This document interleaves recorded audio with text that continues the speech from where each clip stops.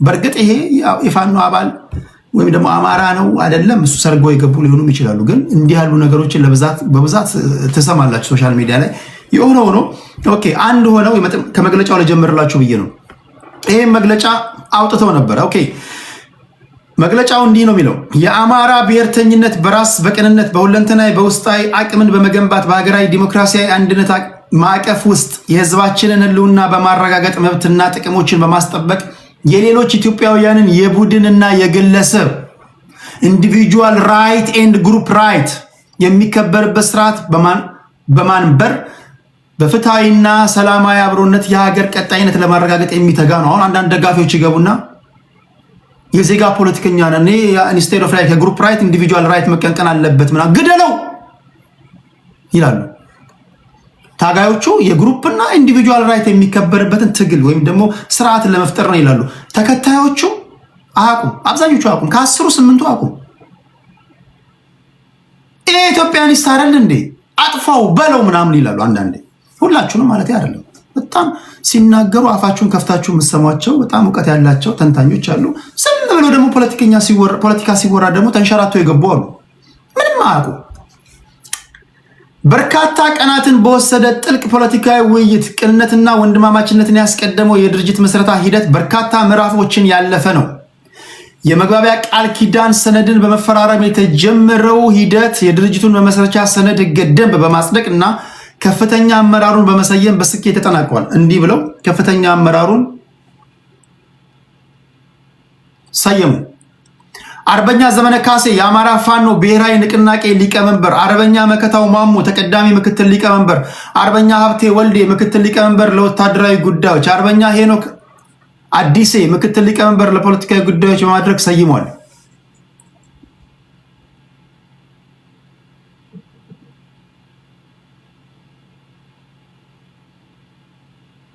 የአማራ ፋኖ ብሔራዊ ንቅናቄ አሁን በተሰማው ዜና ደግሞ በርግጥ አሁን የተሰማ ዜና አይደለም። አማራ ፋኖ ውስጥ የነበሩ አመራሮች በተለይም ደግሞ በወሎ አካባቢ እንቀሳቀስ የነበረው ፋኖ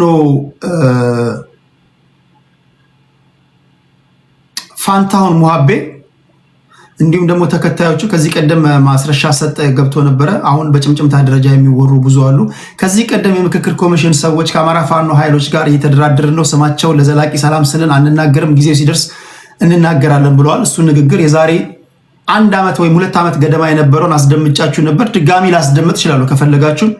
ፕሮፌሰር መስፍን አርአያ የዛሬ 2 ዓመት ነው በነገራችን ላይ የተናገሩት ከአማራ ፋኖ አመራሮች ጋር ንግግር እያደረጉ እንደሆነ ጊዜው ሲደርስ ሁሉም እየመጡ በሰላማዊ መንገድ ለመታገል እጃቸውን እንደሚሰጡ ብለው የተናገሩት ንግግር አሁን ግን ማልናገረው ሌሎችን ላላል ማደናቀፍ በንግግራችንም መሃል የተስማማነው ነገር ስለሆነ መናገር አልፈልግም ብለው አልተናገሩም። የሆነ ሆኖ በተደረጉ ጥረቶች የአማራ ፋኖ አንዳንድ አመራሮች እጃቸውን እየሰጡ ነው። እጃቸውን መስጠት ብቻ ሳይሆን ከዚህ ጋር በተያያዘ አዲስ አበባ ውስጥ የተገነቡ የልማት ስራዎችን እያዩ እንደሆነ ዛሬ በዜና ሰምተናል። አልሰማችሁ? ይሄን አይተው ይመስለኛል ሶሻል ሚዲያ ላይ ያሉ አንዳንድ ከነሱ ባላንጣ ያሉ ፖለቲከኞች ፋኖ 4 ኪሎ ገባ ያሉት። እስኪ ለማንኛውም ላሳያችሁ።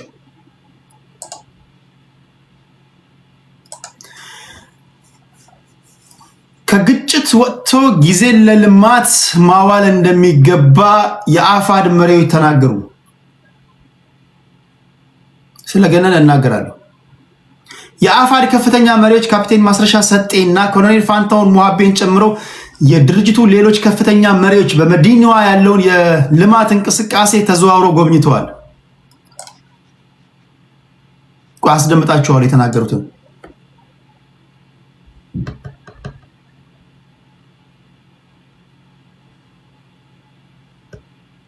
ሊትራሊ ከ3 ወር ከ4 ወር በፊት እነዚህ የቁርጥ ቀን ልጆች ወይም ደግሞ ታጋዮች እንደሆኑ በብዙዎቹ ዘንድ እምነት የተጣለባቸው ታጋዮች ነበሩ። ስለመደራደር ጥያቄ በሚነሳበት ሰዓት ኖ ድርድራችን የሚሆነው 4 ኪሎ ከገባን በኋላ ነው የሚሉ ነበሩ። በእርግጥ አሁንም ያን ንግግር የሚናገሩ እነ ዘመነ ካሴ እስካሁን በነገራችን ላይ የአማራ ብሔራዊ ክልላዊ መንግስት ፕሬዝዳንት ክቡር አቶ አረጋ ከበደ ጋር ቆይታ አድርጌ እሳቸውን ጠይቄያቸው ነበር። እሳቸው የነገሩኝ ለእኔ ከዘመነ ካሴ ውጪ ሌሎቹን ሁሉንም በየቅደም ተከተሉ እንደሚያገኟቸው ነግረውኛል። ይህንንም ነግሬያቸዋለሁ። አንዳንዱ 4 ኪሎ ካልገባን በስተቀር ድርድር የለም ይላል። አንዳንዱ አስሎንጋስ የመደራደሪያ ጡንቻችን ወይም ደግሞ ለቨሬጅ ካለን ወይም ደግሞ ባርጌኒንግ ፓወራችንን ካጠናከርን ዋይኖት የሚሉ አሉ። በዚህ መሃል ብዙ ፍጭቶች ይደረጉ ነበረ። ይህን ተከትሎ ይመስለኝ ነበር በተለያዩ መድረኮች የአማራ ፋኖ አመራሮች እኛ ምን ማድረግ እንዳለብን አትንገሩን፣ እናንተ የሚጠበቅባችሁን አድቮኬሲ መስራት ከሆነ አድቮኬሲ፣ ገንዘብ ማዋጣት ከሆነ ገንዘብ ማዋጣት እንጂ እኛ ምን ማድረግ እንዳለብን አትንገሩን እያሉ በነዘመነ ካሴ በነማስረሻ ሰጤ እንዲሁም ደግሞ በነ አስረስ ማረ ዳምጤ በተለያዩ የፋኖ አመራሮች በቃል አቀባዮቻቸው አማካኝነት ይናገሩ ነበር። አሁን ከቅርብ ጊዜ ወዲህ ደግሞ እየሰማን ያለ ነው ዋና ዋና የሚባሉ አመራሮች እጅ ሰጥተዋል። ለማንኛውም ዜናው ምን ይላል እስኪ ላስደምጣችሁ። ቆይ ይሄው የፋኖ ያሎች 4 ኪሎ ፕላዛ ገብተዋል። ጥያቄው መሆን ያለበት እንዴት ነው? እሱን እንስማማለን። 4 ኪሎ አልገቡም ነው፣ ይሄው ገብተዋል። ይሄ ግን በጉብኝት ስም ነው።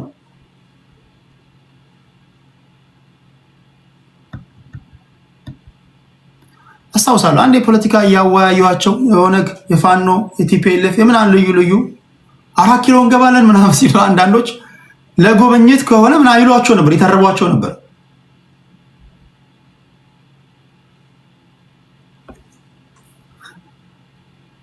ትኬት ቆርጠ ተገባለ ምናምን ይባባሉ ነበር። በነገራችሁ ላይ ነገም ኦነጎች ይመጡ ነገም ብልጽግና ስልጣን ብታስለቅቁት ትንታኔ ከዚህ የተለየ አይሆንም። አይ ዶንት ኖ ኦፌንድድ የምትሆኑ ካላችሁ ምንም ላደርግልህ አልችልም። ነገር ግን ዛሬ በተሰማው ዜና የፋኖ አመራር የነበሩ 4 ኪሎ ገብተዋል። ምን አሉ ከገቡ በኋላ? እስኪ ዜናውን እንስማው።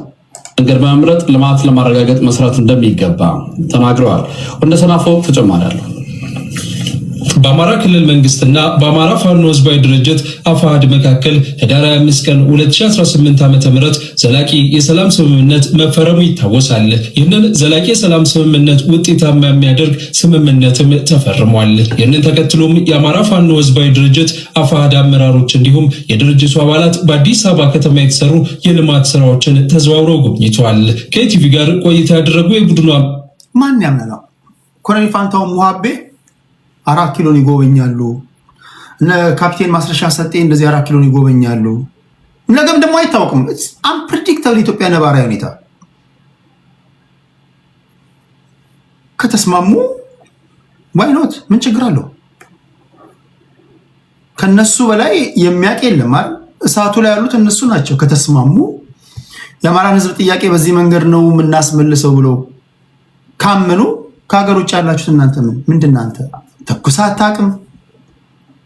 ኢቭን መተኮስ አይደለም የሚያደርጉትን ትግል እንኳን በአግባቡ ሲተነትኑ የነበሩ የአማራ ልጆች ጥቂት ናቸው። ኢቭን በአግባቡ አብዛኞቹ በአግባቡ እንኳን አይተነትኑም። ጦርነት የሚደረግበት ቦታ ላይ እኮ ከሌለ አትሊስት የሚደረገውን ጦርነት በአግባቡ ፖለቲካ መስራት አለብህ። ለምሳሌ ትላልቅ ቤቶች ሲፈጠሩ ትጠቀማለህ። ከሌሎች ብሔሮች ጋር ያንተ መምጣት አስፈሪ እንዲሆን አድርገህ የምትስላለህ። አንዳንዱ ፖለቲካ ማለት አንተን ሌሎች ያንተ ያልሆኑ ሰዎች በጉጉት እንዲጠብቁ ማድረግ እኮ ነው። አሳይን እንደ እንዝርት አሾርህ ነበር እኔ ያንተ ፖለቲከኛ በሆን። አረ መች መበጡልን እኮ ማስባል ያለብህ እኮ። ግን አንዳንዶቻችሁ እግዚኦ ማርና ክርስቶስ ትመጣና እንተያያለን የምታስብለው ራስ ላይ ማለት ነው። የአንዳንዱ ትንታኔ ፖለቲካ ደጋፊ እያበዛ ፐርሱዌድ እያደረግ የማሳመን ጥበብ። አንዳንድ ጊዜ እኮ ፖለቲካ እውነትም እኮ ላይ እውነት ብቻ እኮ አይደለም። እውነት የሚሆነው የእግዚአብሔር ቃል ብቻ ነው።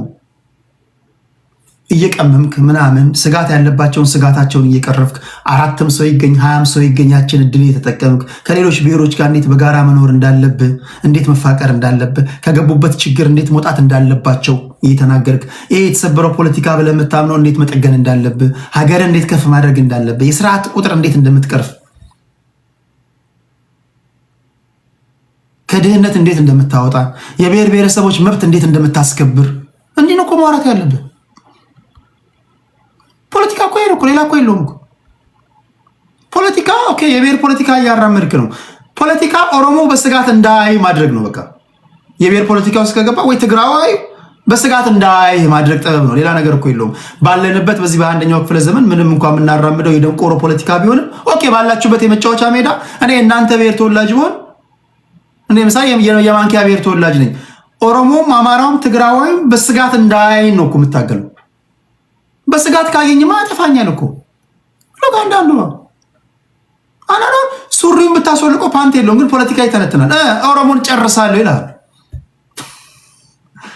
ትግራዋይን እንዲያረጋለሁ። ይሄ ፖለቲካ አይደለም ማይ ፍሬንድ። እንዲህ ያሉ ሰዎች ጸበል ነው መሄድ ያለባቸው፣ መታሰር ነው ያለባቸው። እንዲህ ያሉ ሰዎች ሲጠረቃቀም ወደፊት መጓዝህ ይቀርና ወደኋላ መመለስ ይናፍቃል። ፖለቲካ አንድም ይሁን ሁለትም ይሁን ደጋፊ እያበዛ መሄድ ነው። የሆነ ነው። አድቮኬሲውን በአግባቡ ሰርተዋል፣ የሰሩ አሉ። ሁሉንም በአንድ ሙቀጫ ውስጥ አስገብቶ መውቀት ተገቢ አይደለም። የሰሩ አሉ። በአግባቡ የአማራ እስከገባበት ችግር እንዴት መውጣት እንዳለበት አፍ በሚያስከፍት መንገድ የተነተኑ አሉ። ነገር ግን ታርጌት ጎልህ አሳካለሁ ያልከውን ነገር አሳክታለሁ፣ እሱ እናንተ ትመልሳላችሁ። አመራሮች በአዲስ አበባ በአጭር ጊዜ ውስጥ የተመዘገበው ለውጥ የሚደነቅ መሆኑን የገለጹ ሲሆን በፕሮፓጋንዳ ከሚነገረው የተለየ መሆኑንም አንስተዋል። በቃ የተሻለ ነገር ነው እያየን ያለን። ህዝባችንም የድሮ ስልጣኔያችንም በሚመጥን መልኩ የተሻሉ ስራዎች ነው እያየን ያለን። ከዛ ባለፈ ስራዎች እንዲሁ እንደሚባለው ብልጭልጭ ብቻ አይደሉም። ውስጥ ላይ የምናያቸው በጣም ታችኛውን የማህበረሰብ ክፍል ኮንሲደር ያደረጉ ስራዎች አይተናል። ማፍሬንድ እኔ እያጋነንኩ ምናምን አይደለም። አዲስ አበባ ስለገባ ብቻ አታሸንፍም አይደል? ሆነስትሊ እኔ አሁን የምነግርህ የሚጠቅምህን ነገር ነው። እኔ ይጃላ አዲስ አበባ ስለገባ ብቻ አታሸንፍም። አዲስ አበባ ከገባ በኋላ ራሱ ሊዞርብህ ይችላል። ወዴት እንደምትሄድ አታውቅም። ቁም ነገር አዲስ አበባ ራሱ ከገባ በኋላ አታውቅም ወዴት ራሱ እንደምትሄድ። እሱ ብቻ አይደለም አዲስ አበባ መግባት አይደለም ቁም ነገሩ። ያስከው ቁም ነገር ከሆነ ያስከው ፖለቲካ ከሆነ ያስከው ህዝብ ከገባበት ችግር ለማውጣት ከሆነ ፖለቲካ አሪፍ አድርገህ መስራት አለብህ ማይ ፍሬንድ። ኦሮሞ ሊደግፍህ ይገባል፣ አማራው ሊደግፍህ ይገባል፣ ትግራዋዩ ሊደግፍህ ይገባል። ካልሆነ የሰፈረ ሰው ብቻ የሚደግፍህ ከሆነ አንተ በእድርነት ተመዝገብ። እድር ነው የፖለቲካ ፓርቲ አይደለም ማይ ፍሬንድ። እንዲህ ካላችሁ ጉሊት ሰርታችሁ ምናምን እናንተ ወራዊ መዋጮ ምናምን አድርጉ፣ የታመመ ምናምን እርዱ፣ የተቸገረ። ይሄ ፖለቲካ አይደለም፣ እድር ነው።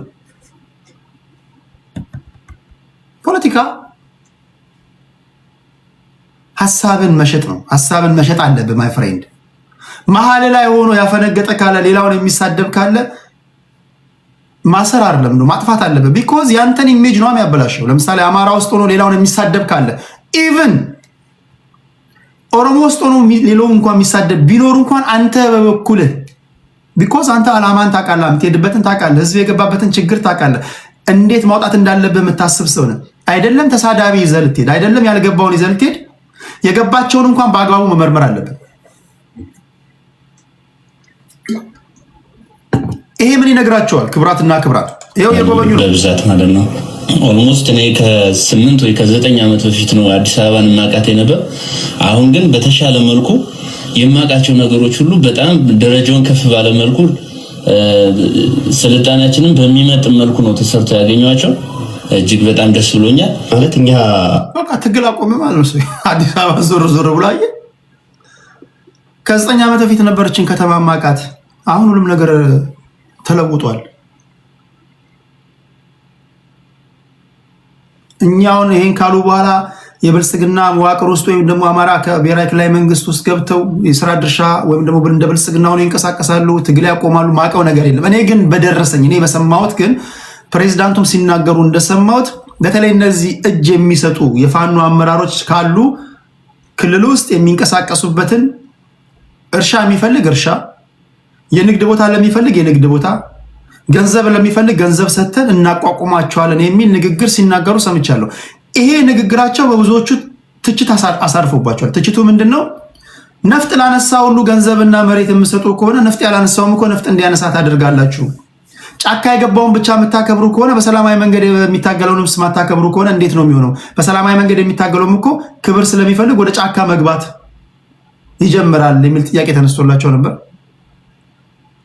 አውጥተን አውርደን የተሻለ ነው ያለው እንግዲህ ይሄ ነው ብሏል። ወይም ሰላም እንፈልጋለን እንዲመጡልን እንፈልጋለን። ሲመጡ ደግሞ ከከተማ የራቁ ናቸው፣ ከንግድ የራቁ ናቸው፣ መቋቋሚያ ያላቸውም። ስለዚህ ገንዘብ ልንሰጣቸው፣ የሚሰሩበትን ቦታ ልናዘጋጅላቸው ይገባል። በአንድ በኩል ጦርነት ይቁም የተባለ፣ በሌላ በኩል ደግሞ ለምን የተደረገላቸው የተባለ አብሮ አይሄድም ብለዋል። ክብራትና ክብራን የፕሬዚዳንቱን ንግግር ትክክል ነው፣ ትክክል አይደለም። ሰው የሆነ ነገር ተደርጎላቸው ወደ ሆነ ቢዝነሱ የሚገቡ ይመስለኛል። ስንወጣም ትግል ስለሆነ ትግል በባህሩ ብዙ ፖለቲካዊ እንትኖች ይዘቶች አሉት። ያው አዲስ አበባ በዚህ ልክ አይደለም እንግዲህ አብዛኛው ብልጭልጭ እንደሆነ እንደዚህ የሚታይ ነገር እንደሌለው ነው። እኛ እንግዲህ አሁን ላይ ባየነው በዚህ ልክ ከብልጭልጭ አልፎ በሚዳሰስ ነገር ተሰርቶ ማየታችን እውነት የተሰማኝን ስሜት ይሄ ነው ማለት አልችልም። አመራሮቹ ኢትዮጵያ ብሎም የአማራ ክልል ለረጅም ዘመናት በግጭቶች ውስጥ ማለፋቸውን አስታውሰው ከጠመንጃ ይልቅ የሰላምን መንገድ በመምረጥ ሰላምን ለማስጠበቅና ልማትን ለማረጋገጥ መስራት እንደሚገባም ተናግረዋል። ለዚህ አንድ የፋኖ ደጋፊ አንድ የብልጽግና አንድ ደግሞ ኬት ላስገባ ለዚህ ትንታኔ አንድ ፋኖ አንድ ምን አንድ ብልጽግና አንድ የዜጋ ፖለቲካ አቀንቃኝ አንድ ሆነ ይገኛል።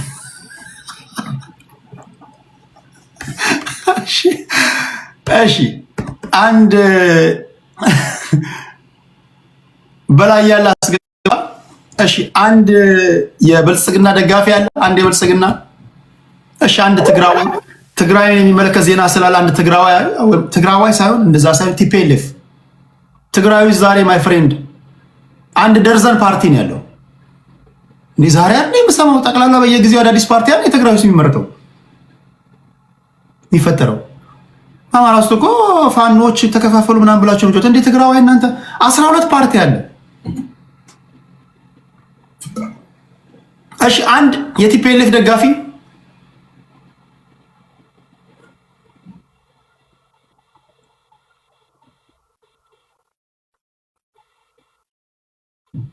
እሺ መጀመሪያ አንድ የፋኖ እሺ አንድ ቲፒኤልኤፍ አንድ ፋኖ ኦኬ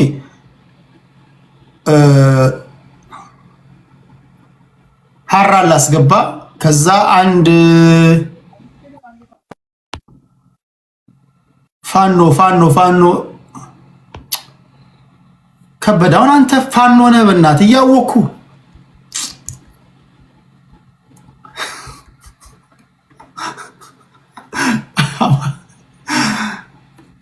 እሺ አራን ፋኖ ነኝ ብሎ ሪኩዌስት የላከው ልጅ ባሳያችሁ ታለቅሳላችሁ። ኦኬ ታለ አንድ ፋኖ ካለ ሞዴሬተር ያስገባልኛል። አንድ ፋኖ መጀመሪያ ዜናውን ላስደምጣችሁ፣ ከዛ እናንተ ልቦናችሁ ያሳየውን ትነግሩኛል። ይሄ ፋኖ ነው።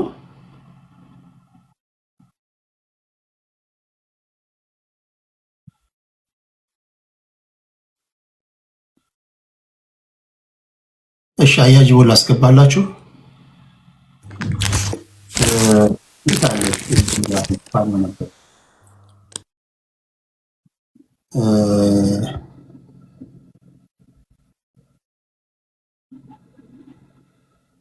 እሷን አስገባች። ፋኖ ናት። የፋኖ ደጋፊ ነሽ? እውነት ይሰማል? እሺ ሞዴሬተሮች ያስገቡላችኋል። ጠብቁ እናንተ እዚህ ያላችሁ እንኳን ደህና መጣችሁ። እዚች ጋር የሆነች ነገር ላስደምጣችሁና ከዚህ ጋር በተያያዘ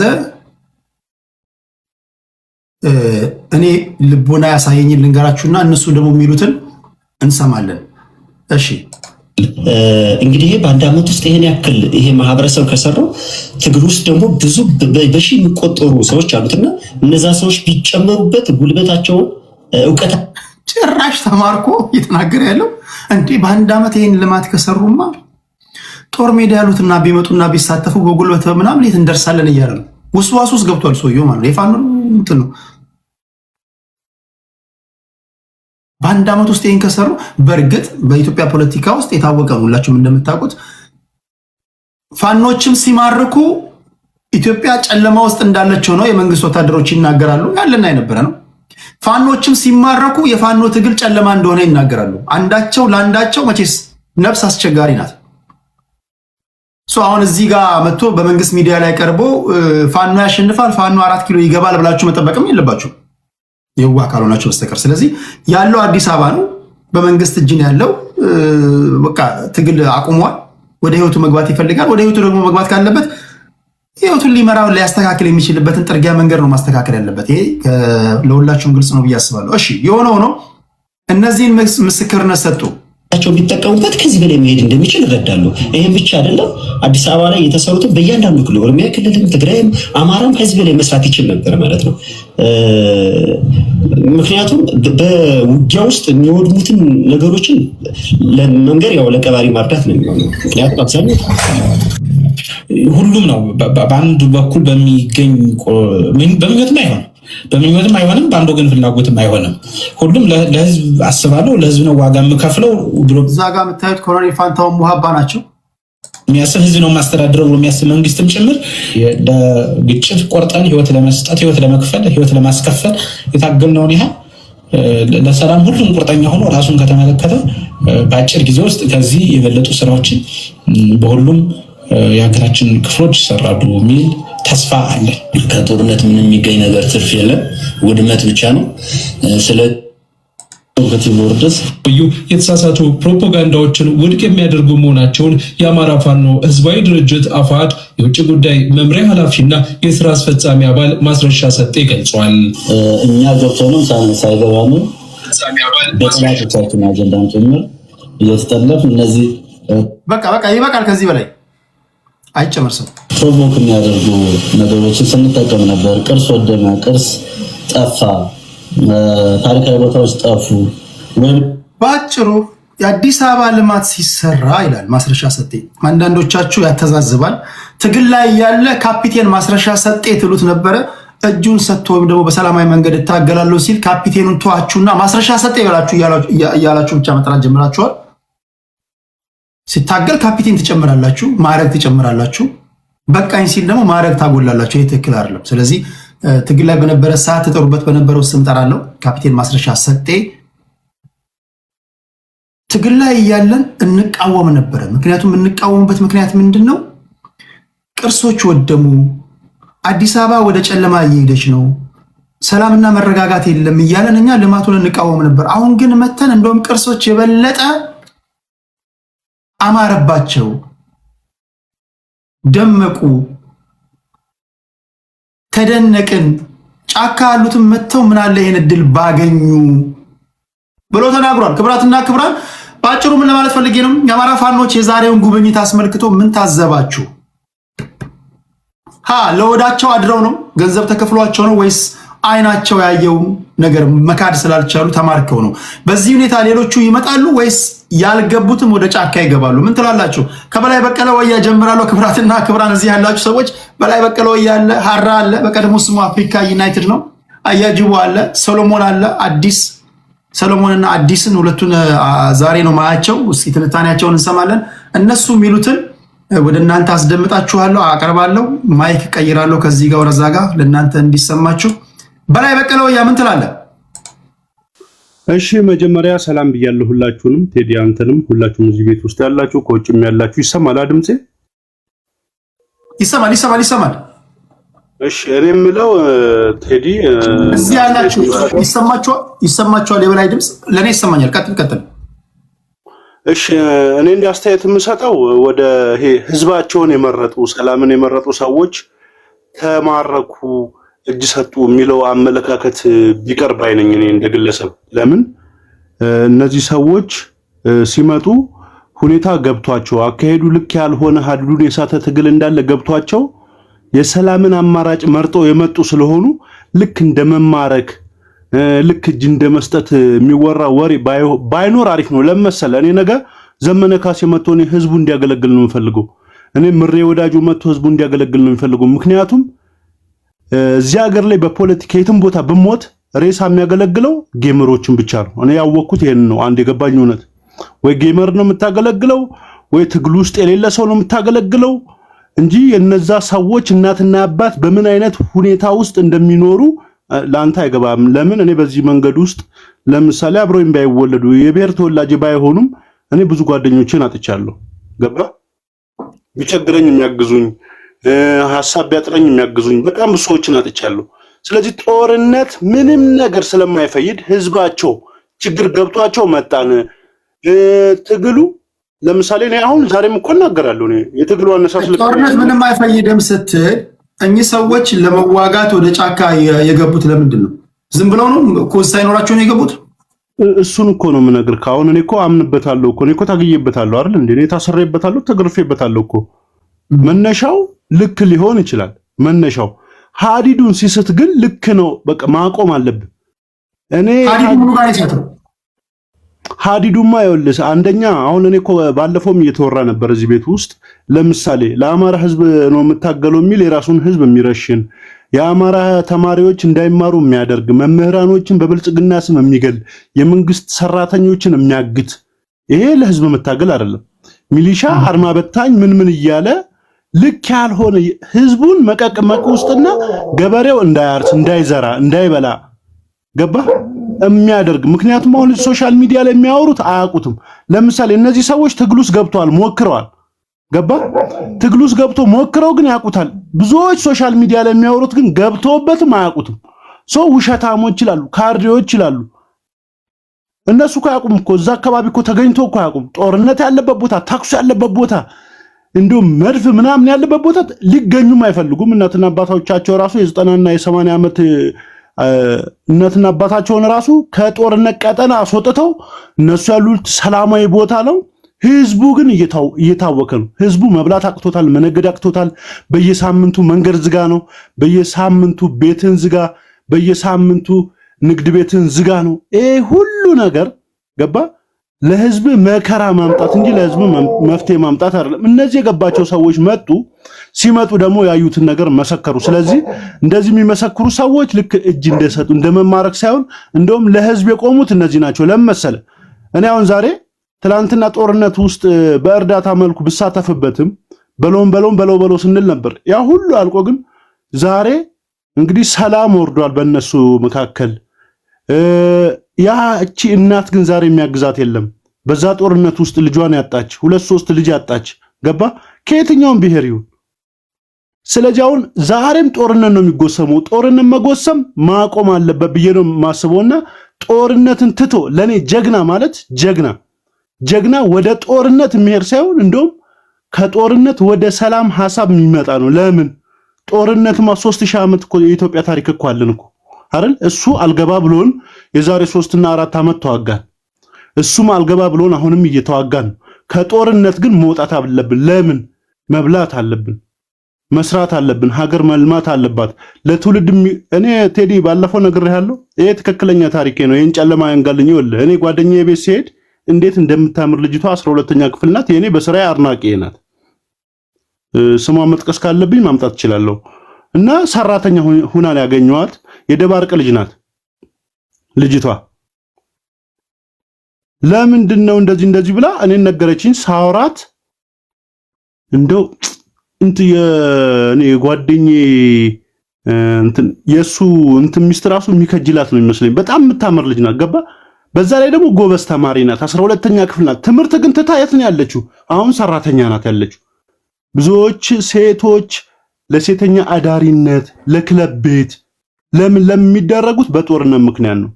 ሰሜን ጎንደር የሰሜን ጎንደር ልጅ ናት። አዎ ደባርቅ ናት። አይ ደባርቅ እንደሆነ ነው። ሰሜኑን ደግሞ ባላቀም አንድ ጥያቄ ልጠይቅ። በነገራችን ላይ እዚያው የገባችሁ አማራ ፋኖ ደጋፊዎች በጣም ማቃችሁ ማከብራችሁ፣ ይሄ ውይይት ቀላል አይሆንም። ምንም ይሄ ውይይት ለመወያየት ይከብዳችኋል እያልኩ ምናምን አይደለም። በጣም ከባድ ፍትጊያ የሚጠይቅ ነገር ስለሆነ ስሜቶቻችሁን ለመቆጠብ ሙከራ አድርጉ ለማለት ያለው። ማንም ነገር ቢያናዳችሁ ከሁለቱ በስተቀር ሁላችሁንም አውቃችኋል። ሁለታችሁ አዲስ የገባችሁ ልጆች እነዚህ ቤተኞች ናቸው። ሌሎቹ ተናግረው ሳይጨርሱ መናገር አትችሉም። ለእናንተም ለእነሱ መሰጠውን ደቂቃ ተመጣጣኙን ደቂቃ ሰጣችኋለሁ። ስለዚህ አድምጡና ተራችሁ ሲደርስ ታወራላችሁ። በላያ በተረፈ ግን መሀል ላይ አሉ የተባሉ ጥያቄዎችን ጠይቃችኋለሁ። ማስረዳት የእናንተ ድርሻ ነው። በመንግስት በኩልም ያላችሁ በፋኖ በኩልም ላላችሁ ለበላያ ማነሳለ ጥያቄ ኦኬ፣ ይሄ ለመንግስት ደጋፊዎች በሙሉ ለእናንተም ነው። ዞሮ ሲመጣ መመለስ ያለባችሁ ነው። አሁን እኔ በተደጋጋሚ የምናገረው ፕሮፌሰር መራራ ጉዲና እኔ በታሪኬ ፕሮፌሰር መራራ ጉዲና ነፍጥ አንግበው ጫካ ስለመግባት ሲናገሩ ሰምቼ አላውቅም። የመሃል ሜዳ ፖለቲካ የምህዳሩ እየጠበበ ስለመጣ ነው። ከቪኦኤ ጋር በነበራቸው ቆይታ እኔ ራሱ ነፍጥ እዚህ ጋር ይሰማችኋል አይደል? እኔ ራሱ በችል ነፍጥ ይዤ ጫካ መግባትን እየመረጥኩኝ ነው፣ እየተመኘው ነው። እዚህ መሀል ከተማ ላይ ያሉት ምን አይተው ይምጡ የሚል ንግግር ተናግረዋልና አሁን አንተ ጦርነት አያስፈልግም ስትል ኦኬ፣ በሰላማዊ መንገድ ለመታገል ወደ መሀል ፖለቲካ እንምጣ፣ ኦኬ ፓርቲ መስርተን ተመዝግበን እንወዳደር ቢሉ አንተ አይንህ ከሚያየው ልቦና ከሚነግርህ ያለው ነባራዊ ሁኔታ ይፈቅዳል ብለህ ታስባለህ ይሄን ለማድረግ? እሺ አመሰግናለሁ ቴዲ። አዎ አሁን እኔ በሚገባኝ መጠን ይፈቅዳል ብዬ ነው የማስበው። ሞክራችኋል ወይ?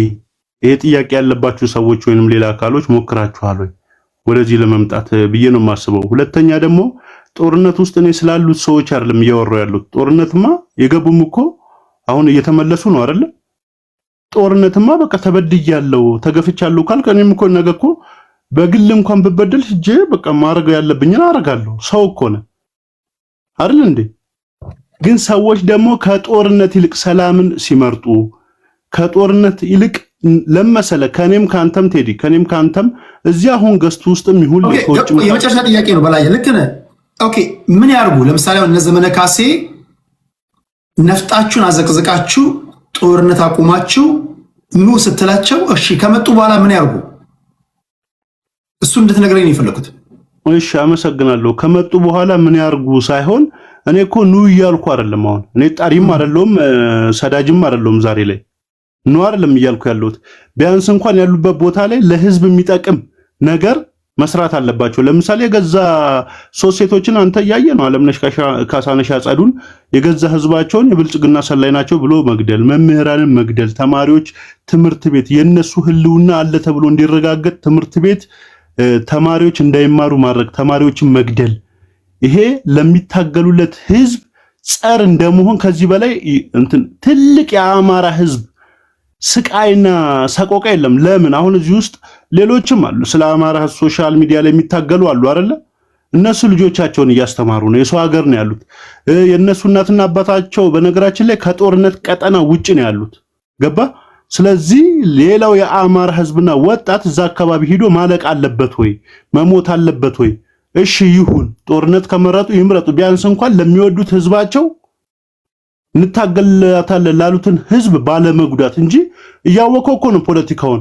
ኦሮሞኛ ተናጋሪ ሲያገኙ ሪከርድ እያደረጉ አይኛ ኦሮሞ ማነካም። የገዛ ህዝብን ግን አንዴ ሚሊሻ ትላለ፣ አንዴ ብልጽግና ትላለ፣ አንዴ ሴት አትመርጥ፣ ወንድ አትመርጥ፣ መጨፍጨፍ፣ መረሸን፣ መምህር፣ ተማሪ እንዴ! ይሄ ለማን ነው የምትታገለው?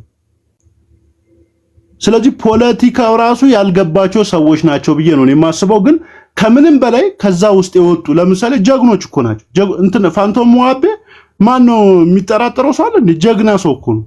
በጦርነት ጎበዝ ሰው እኮ ነው አይደል እንዴ?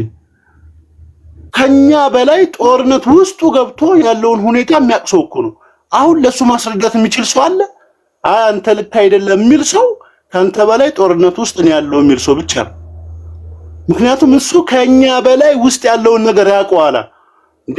የተሻለ ነገርና የተሻለ እውነት ሲመጣ የኛ ሆድ እንዲጎልብን ብለን ግዴታ አይ እንደዚህ ነው ማለት ያለብን ብዬ አላስብም። በተረፈ ደግሞ ሁሉም ሰው ከጦርነት የሚወጣ ሐሳብ ቢኖረው የተሻለ ነው። የሶሻል ሚዲያ ላይ ቴዲ እንደምታውቀው ነው መሰዳደብ አለ፣ መናናቅ አለ፣ መከባበርም የለም። ፖለቲካም ሲሰራ ራሱ ትግል ራሱ ቢሆን ትግል ወዳጅ ማፍራት እንጂ ጠላት ማፍራት አይደለም።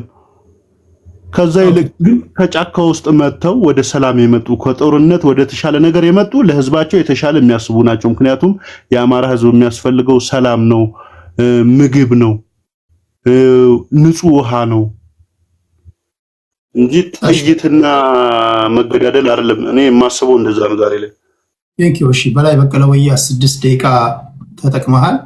ለሌሎቻችሁም 6 ደቂቃ ነው የምሰጣችሁ። ሀራ ሚዲያ እሺ ምን ትላለህ አንተስ? መንግስት ታጣቂዎችን እየማረከ እያመጣ ነው በከተማ እየማረከ ኢኔሴንስ በከተማ ውበት እንደተደመሙ በቴሌቪዥን እያሳየን ነው። እንዴት ነው? ሰላም ነው? ድምጼ ይሰማል? ይሰማል። ሰላም።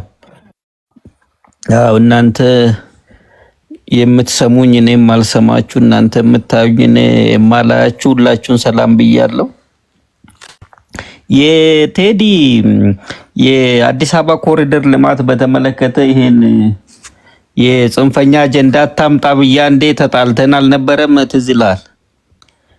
ሰው ማፈናቀል ነው፣ ቅርስ ማውደም ነው፣ ሰው መግደል ነው የሚል አጀንዳ አንተ ይዘህ እኔ እንደውም ማቀብ ራሱ ጥለህብኝ ነበር የሆነ ጊዜና እሱ ትዝ አለኝ። ቅድም መጣው እነሱ ሲያወሩ ማለት ነው። እና ያኔም ስንል ነበርኛ 4 ኪሎ አጀንዳው እኔ ሳይሆን ኢሰመጉ የመስፍን ወልደ ማርያም ይመራው የነበረው ኢሰመጉ እንዲሁም ደግሞ ኢሰመጉ የመንግስታዊ ተቋም በኮሪደር ልማት ስም የሚፈናቀሉ ሰዎች ተለዋጭ ቦታ የተሰጣቸው እንዳልሆኑ የአዲስ አበባ ነዋሪዎችን አነጋግረው መግለጫ አወጡ። ያንን ነው ለውይይት ያመጣሁትና አንተ በዛ ሰዓት ላይ አጀንዳ መስሎ ነው እኔ የኢሰመጉንና የኢሰመጉን ሪፖርት ነው ያስደምጫቸው የነበረው። ለዛ ነው ያልተግባባ ነው። ቀጥል። እሺ አዎ። እና ሁለተኛው የ4 ኪሎ ለምን እንገባለን በ24 ሰዓት ሲሉ 4 ኪሎ እኮ ምክትል ጠቅላይ ሚኒስትሩ አማራ ነው፣ ፕሬዝዳንቱ አማራ ነው፣ ካቢኔ እኩል አማራ ነው። ምንድነው የተለየ አማራ አለ እንደ የሚገባ? ግን ፍላጎት ካላችሁ 200 ብር ነው ገብታችሁ መጎብኘት ትችላላችሁ ስንል ነበርና ምንም አጀንዳ እንደሌላቸው ማሳያ ነው እንትኑ። ከዚህም በፊት ስንል ነበረ። ሶስተኛ የሰሜን ጦርነት ጊዜ ወሎ ላይ ጦርነት ሲካሄድ እነ ዘመነ ካሴ ወሎ ገብተው ይዘርፉ ነበር። ዘመነ ካሴ የትኛውም ግንባር ላይ አልተሳተፈም በሰሜኑ ጦርነት። ባለሽርጡ የሚባለውን ታውቃለህ? ወሎ ላይ ሲፋለሙ የነበሩ ጀግኖች እነዚህ ግን መንገድ ይዘጉ ነበር። ዘመነ ካሴ እንደምታውቀው የወያኔ ወጣት ሊግ ሰብሳቢ የነበረ ነው። እና እነዚህ አይገቡም። ምክንያቱም ያኔም አታችመንታቸውና ፕሪኮል የአማራ ክልል ብአዴን ነበር በሚለው አስተካክል። አንድ ነው። ወደ ላይ ሲመጣ ያድግ ይመጣል እና ወያኔ ይሆናል። ምንም ኦጮ ቢገላብጡት ኦጮ ነው ምናምን የሚባላል። ፒራሚድ እየጠበበ ይመጣል ነው የምትለው? አዎ ላይ ይመጣል። ያድግ ተብሎ ደግሞ ላይ ስለሚመጣ አንድ ነው። እና የትግሉ ግማሹ የማይገቡ አሉ፣ አጀንዳውንም እንዳይረግብ የሚፈልጉ አሉ። ውጭ ዲያስፖራው ገንዘብ ይሰበስብበታል። ይሄው ለአማራ ሕዝብ ልውና የቆምኩ ነው ምናምን እያለ ኮይን ሲሰበስብ ይውላል። ቲክቶክ ላይ በዩቲዩብም ደግሞ ይሸቅላሉ። ሰርቶ መብላት ያቃታቸው ሁሉ የገቡበት ስለሆነ በምሁራዊ ብቃታቸው ምንም መወዳደር የማይችሉ በምዕራቡ ዓለም ጠዋት ማታ ቲክቶክ እና ዩቲዩብ ላይ እየተጣዱ የሚጮሁ ይኖራሉ። ለራሳቸው ጥቅም ማለት ነው። ሀገራቸውን ክብርና ህዝባቸውን ትርምስ የሚያተርፉ የግጭት የፍጅት ጠማቂዎች እና ፋብራኪዎች ይቀጥላሉ። በአገር ቤትም ደግሞ አንደኛ የወያኔ መሆናቸው ተረጋግጧል። አሁን ኮሎኔል ሞአባው ሰምተ ከሆነ አጀንዳው አለ የኛ አይደለም ማለት ተጠልፏል። ትግሉ የወያኔ የሻቢያና የግብጽ ነው ያለው። ስለዚህ አያስፈልግም ማለት እሱ ብቻ ሳይሆን ትግራይ ውስጥ ያሉ ባይቶና፣ ሳልሳይ ወያኔ፣ ሌሎች የተቋሚ ፓርቲዎችም ቲፒኤልኤፎችን ከሻቢያ ከፋኖ ኃይሎች ጋር አብረው በመስራት ወቅሷቸዋል። ይፋዊ ደብዳቤ ጽፈዋል። ያ ይሄን ስንናገር ነበር እዚሁ ላይ እንደምታውቀው ማለት ነው። ከዛ አይደለም ምናምን ሲሉ ነበር። ያው አፍጦ አግጦ መጣውን።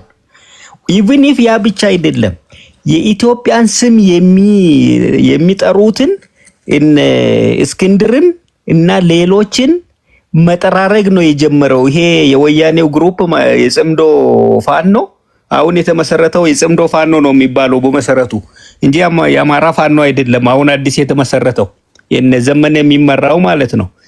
ይሄ የኢትዮጵያን ስም የሚጠሩትን ማለት ነው አሳዶ እየገደለ ነው ያለው። ይሄን የሚያደርግበት ሁለት ምክንያት ነው። በጦርነቱ ወቅት ከእስር ቤት ያመለጡ ነፍሰ ገዳዮች የተሰባሰቡበት ነው። ለዘረፋ የተሰማራ ናይል ይዞ የሚንቀሳቀስ ነው ይሄ ግሩፕ። ስለዚህ ለአማራ ሕዝብ ትምህርት እንዳይማር መምህራንን መግደል፣ ተማሪዎችን መግደል ሲማር ከተገኘ ማለት ነው። ስለዚህ የአማራን ሕዝብ ማህበራዊ እረፍት የነሳ ኃይል መሆኑን በተጨባጭ እያረጋገጠ መጣ ማለት ነው። ስለዚህ አሁን ተነጥሎ ጎንደር እንደ ጉድ እየገባ ነው እንደምታየው ማለት ነው። ዛሬም እንደ ጉድ ገብተዋል። ሰሜን ሸዋም መግባት ጀምሯል። ምስራቅ ጎጃምም ጀምሯል። አሁን የቀረችው የዘመነ ዙሪያ የተኮለኮሉት ኮልኮሌዎች ናቸው ማለት ነው። እነዚህ ደግሞ ለወዳቸው ያደሩ ስለሆነ የኔ ጥያቄ ለአንተ ለበላይ ያነሳሁት ላንሳለን ለብልጽግና ደጋፊዎች ኦኬ፣ የተቀሩትም እንዲመጡ ትፈልጋላችሁ? አሁን ሲመጡ ቢዝነስ ውስጥ እንዲገቡ ነው የምታረጓቸው ወይስ በሰላማዊ መንገድ እንዲታገሉ ነው የምታረጓቸው? በሰላማዊ መንገድም እንዲታገሉ ነው የምናደርጋቸው። መታገል ከፈለጉ ካላችሁ አሁን ያለው ነባራዊ ሁኔታ በሰላማዊ መንገድ ለመታገል ይመቻል ብለህ ታስባለህ? ዱሮም እኮ የሰላማዊ መንገድ የሚታገሉበት አሳብ ስለሌላቸው ነው እኮ የገቡት። አሳብ የላቸው። እንደ ዱሮ በመሳሪያ የሚያስቡ ናቸው። ሰው በመግደል በኋላ ቀርነት ፖለቲካ የተጠመደ ነው እኮ የሚገባ እንጂ ማሳመን እየቻለ ሰው ማደራጀት የሚችል ሰው ጫካ አይገባም ዱሮ። ይሄ እኮ የኋላ ቀር ፖለቲካ መገለጫ ነው። ብቃት ይጠይቃል። አንድ መሆን አልቻሉም እኮ እንደምታየው ሲገዳደሉ አይደል የሚውሉት። አሳብ ቢኖራቸው እኮ ህልውና ነው ብለው የተነሱት ራሱ ማቴሪያላይዝድ ማድረግ አቅቷቸው ሲባሉ የሚውሉ ናቸው። ስለዚህ የኢትዮጵያ ህዝብ የሚፈልገው ሰላም የምታመጣለት፣ ልማት የምታመጣለት፣ ህዝቦቹ አብሮ የሚበለጽጉበት ሀሳብ ሊኖርህ ይገባል። ይሄን ስለሌለ ጫካ ገባህ እኮ ለዘረፋ። ስለዚህ አሁን መንግስት አይደለም እኮ በሰላም ታገሉ የምልህ። አይ እኔ ለህዝቤ ራዕይ አለኝ፣ ይሄ ራዕይ የማስፈጽምበት አደረጃጀት ይሄን ይመስላል፣ ሰው አደራጃለሁ፣ ምርጥ ምሁራንን አላት የሚባለውን አገሪቷን ወይም አማራ ክልል ከሆነ የአማራን ህዝብ የሚያስጠብቁ አደራጃለሁ ብሎ ብራንድ አድርጎ ማኒፌስቶ ጽፎ መምጣት አለበት። እነዚህ እኮ ምንም ማኒፌስቶ የላቸው። ስለዚህ ነባራዊ ሁኔታው የሚወሰነው በአንተ ራዕይና ህዝብን የማማለል ብቃት፣ በልማት ያለ ስትራቴጂ ለኢትዮጵያን በጂኦፖለቲካል ስትራቴጂው ውጫዊ ሪሌሽኑ ምን ይመስላል፣ በፖለቲካ እንዴት ነው ህዝቦችን ስልጣን የሚይዘው በሰላም የሚለው ሐሳብ ነው አንተም በሰላም ማንቀሳቀስ የሚችልህ እንጂ ከለጫካ ስለመጣህ ኮስክ ተሰርቶ ይሰጣል። ፓርቲ ተደራጅቶ መንግስት የሚያከፋፍለው ፓርቲ እኮ የለም። መንግስት ግን እስከ ወረዳ ድረስ የህዝቡን ችግር ለመፍታት መዳበሪያ በመከላከያ ሲያድል ነው የነበረው። ስለዚህ ይሄን የሚወዳደር አስተሳሰብም የላቸው። ወንድማማችነት ብሔሮች መካከል አይፈልጉም። እነዚህ ሲሉ የነበረው ሰምታል። ወደ ማዳጋስካር ይላሉ። ኦኬ እሺ፣ ዞሮ ይመጣል። ክብራትና ክብራን፣ ከዚህ ቀጥሎ ሁለተኛ መወያያችን የሚሆነው ይሄን ከጨረስን በኋላ በግብጽ ጉዳይ ላይ ነው። በህዳሴው ግድብ ግንባታ ዙሪያ ላይ በዛ ላይ እናወራለን። ከተቻለ ማህበረሰብ ውስጥ እንደሚርመሰመስ ትንሽዬ ሰው ቴሌግራም ላይ ጽፌላችኋለሁ። እኔ የሚገባኝን ነው የምነግራችሁ። በሀገር ጉዳይ እኔ ዚሮ ቶለራንስ ነው ያለኝ። እኔ ቀልድ አላውቅም፣ ግዴታዬም ስለሆነ ማለት ነው። አጣብቂኝ ነገሮች የሚመጡ ከሆነ እንደ ሀገር መቆም ባለብን ቦታ ላይ መቆም አለብን። በተረፈ ግን ኢትዮጵያ አሜሪካ በምታዘጋጅልን ወጥመድ ውስጥ ሄደን ከዶናልድ ትራምፕ ከተባለ ሰው ጋር እሱን በአደራዳሪነት በምን ጉዳይ ነው የምንደራደረው? ባለቀ ጉዳይ ላይ ስለመደራደር ማሰብም ይሄን ያደርጋሉ ብዬ አላስብም። መታሰብ እንደሌለበት ለመንግስት ልንነግረው ይገባል የሚል እምነት አለኝ። በቃ ባለቀ ጉዳይ ነው። ግብፃውያን እየተፍጨረጨሩ ነው። አልሞተዋይ ተጋዳይ ናቸው። ይንፈራገጣሉ እንጂ ምንም ሊያመጡ አይችሉም። የማታ ዞሮ እግራችን ስር መውደቃቸው የማይቀር ነገር ነው የሚል እምነት አለኝ። ፋኖም ግባ፣ ኦነግም ግባ፣ ቲፒኤልኤፍም ና የኢትዮጵያ የዘመናት ጠላት አግጦ አፍጦ በሚታይ ደረጃ ማጅራቱን ይዘናል። አሁን ፍንት ብሎ ታይቷል ብዬ አስባለሁ። አንዴ በብሔር ጉዳይ ይገባሉ፣ አንዴ በሃይማኖት ይገባሉ፣ አንዴ እርስ በርስ በማተራመስ ይገባሉ። አሁን ማጅራታቸው ተይዟል ብዬ አስባለሁ። የድህነታችን የአመዳምነታችን በጣም ጠንከር ባለ ቋንቋ የውርደታችን ዋናው ምንጩ ዘንዶን የያዘን ይመስለኛል። ይሰማል። ትራምፕ 3 ዓመት ይቀረዋል። በዚህ 3 ዓመት ውስጥ አላስፈላጊ ነገሮች ወይም ደግሞ ማስገደድ ነገር ውስጥ የሚገባ ከሆነ ማድረግ ባሉብን ጉዳዮች ላይ እንድንዋይ እንደ አንድ አገር ወዳድ እንደ አንድ ሀገራችሁ እንደምትወዱ ሰዎች እሱን ወደ በኋላ አካባቢ ለእናንተ ለውይይት አቀርባለሁ። ይሄ ተመቸ አልተመቸ በሀገር ጉዳይ ላይ ቅር አላለ ከ40ኛ ፎቅ ላይ መውደቅ ትችላለህ። ይሰማል። እኔ ማውራው ስለ ሀገሬ ነው፣ እነሱን ማለት አይደለም። ሌሎቻችሁ ስለ ሀገራችሁ እያወራችሁ እኛ ስለ ሀገራችን እንዳናወራ ልትከላከሉ፣ ልትቆጡ፣ ልታሸማቁን አትሞክሩ። ዚሮ ቶለራንስ። አንተም ስለ ሀገር ታወራለህ፣ እኛም ስለ ሀገራችን እናወራለን። እኛ ስለ ሀገራችን ስናወራ ጸጥ ብለህ ታደምጣለህ፣ አልተመቸም ትወጣለህ። እንደዛ ነው የሚሰራው። ይሄን ለማለት ፈልጌ ነው። ውድ ኢትዮጵያውያን ምን ማድረግ እንዳለብን ምናልባት እንደ ሀሳብ የኢትዮጵያ መንግስት ምን ማድረግ አለበት፣ እንደ ህዝብ ምን ማድረግ አለብን የሚሉትን መላምት ታስቀምጣላችሁ፣ ወይም ደግሞ የመፍትሄ ሀሳብ ታስቀምጣላችሁ። የኔን የመፍትሄ ሀሳብ ቴሌግራም ላይ አስቀምጬላችኋለሁ። ወደ በኋላ ደግሞ አንድ ላይ አድርገን የሆነ እንደ ፖለቲከኛ አቋም እንይዛለን። እኛ ፖለቲከኞች ነን። እንደ ፖለቲከኛ ምንድነው ልቦናችሁ ያሳያችሁ ምንድነው፣ እሱን ቆፍጠን ብለን እናወራለን ለማለት ያህል ነው። ቴንኪው። ከአያጅቦ ነው መሰለኝ። አያጅቦ ምን ትላለህ? ምን ታዘብክ ወንድሜ? ሰላም፣ እንዴት ናችሁ ምዕመናን? ቴዲ እንዴት ነህ? ይህን እድል ስለሰጠኝ በጣም አመሰግናለሁ። ድምፅ ይሰማል? በደንብ ይሰማል። እሺ፣ አመሰግናለሁ። ያው አንዳንድ እጅ የሰጡ ወይ ደግሞ የሰላም ጥሪውን ተቀብለው የገቡ ሰዎች አዲስ አበባን እየጎበኙ ነበር።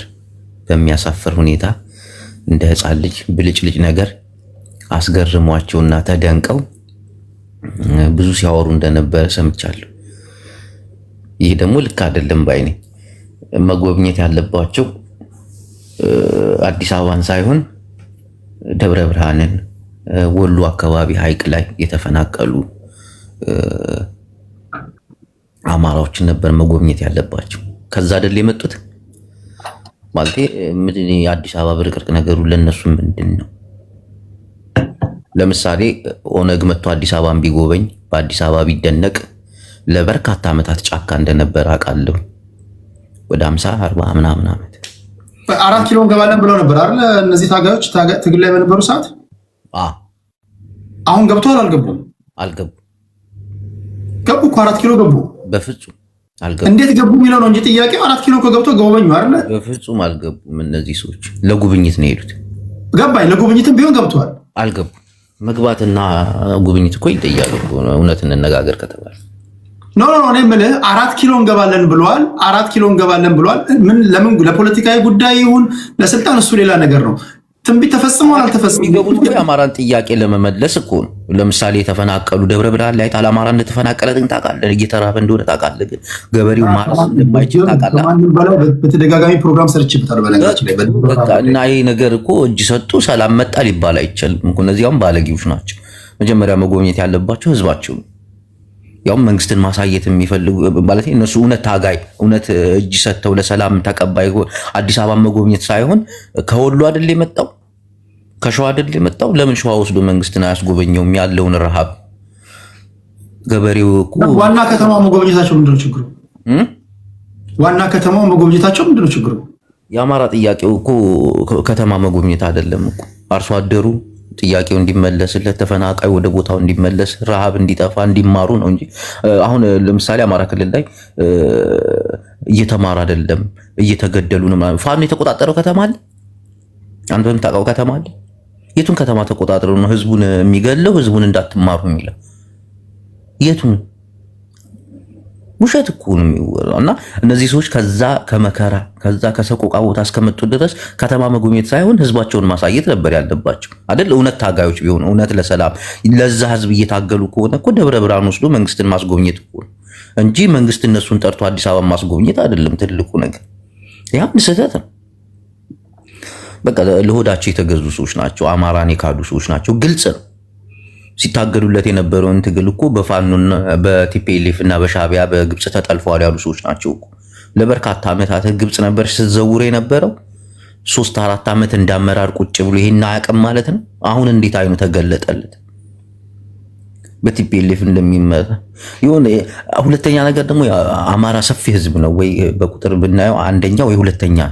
የአማራ ትግል በጣም ከባድ የሚሆነውም የህዝቡ ቁጥሩ ሰፊ ስለሆነ ነው። አሁን ፋኖ እየተበተነ ነው። ፋኖ አይችልም። ያውም አሁን በጣም እየተጠናከረና በጣም አስጊ ደረጃ ላይ የሚደርስበት ሁኔታ ነው እንጂ መንግስት እነዚህን እኮ ከዚህ በፊት እኮ እጅ የሰጡ ሰዎች ነበሩ አይደል እንዴ? ብዙ አሉ እኮ የአማራ ታጋዮች እጅ የሰጡ ደብዛቸው ጠፍቷል። የት አሉ? ከሌ ከሌ ብለን ግን አሁን መንግስት እንዲህ ሲደነግጥ ሲደነብር እያመጣ በቲቪ ሾው ያሳያል። ያውም አሁን አማራ ትግሉ በጣም እየተጠናከረ። ሁለተኛ ነገር ከቲፒኤልኤፍ ጋር መስራት ከሻቢያ ጋር መስራት ምናምን የሚለው ነገር ለ3 ዓመት ሲታገል እንዴት ይሄን ነገር ደራሲ አሰግዴት ነው ያለው። አሰግድ ማለት ነው እሱ ይሄን እድል አላገኘም። የራሱ የሆነ ምክንያት አለው መንግስት ለሱ በሱ ደረጃ ፕሮፓጋንዳ አለ ብዙ። እነዚህም ደብዛቸው የሆነ ሰዓት ላይ ይጠፋል። የአማራን ህዝብ ግን ክደውታል። አንድ ሰው እጅ ከሰጠ በኋላ መጎብኘት ያለበት አዲስ አበባን አይደለም ወይ የኮሪደር ልማት አይደል እንዴ? እሱ የሚያየውን ነገር ማሳየት አለበት። መንግስትን ወስዶ ደብረ ብርሃን ቅርብ እኮ ነች። ወሎ እኮ ቅርብ እኮ ነው እዚህ ጋር ያን ካዩማ ፖለቲካ ነው። ያን ካዩ ወደ ትግል ሊገቡ ይችላሉ። አድጋሚ አሁን መንግስት ከቆመበት አንጻር መንግስት እናንተ ትግል ላይ በነበራችሁ ሰዓት እነሱ እኮ የሚናገሩት እኛ ትግል ላይ ባለን ሰዓት ይሄን ከሰራችሁ መተን ደግሞ ብናግዛችሁ የት እንደርስ ነበር ነው ያለው እኮ አንደኛው ሰዓት። ስለዚህ መንግስት ከቆመለት ዓላማ አንጻር የሰራውን እነሱ ትግል ላይ በነበሩ ሰዓት የሰራውን ስራን ያሳያቸው፣ ለዛ ምስክርነት ሰጡ። የተፈናቀሉትን ካሳያቸውማ እኚህ ሰው የተመልሰው ጫካ እንግባ ይሉስ ይሄ ነው ችግሩ። እነሱ እኮ አይተዋቸው መጥተዋል። ጫካ እንግባ አይሉ እንዴት ይላሉ?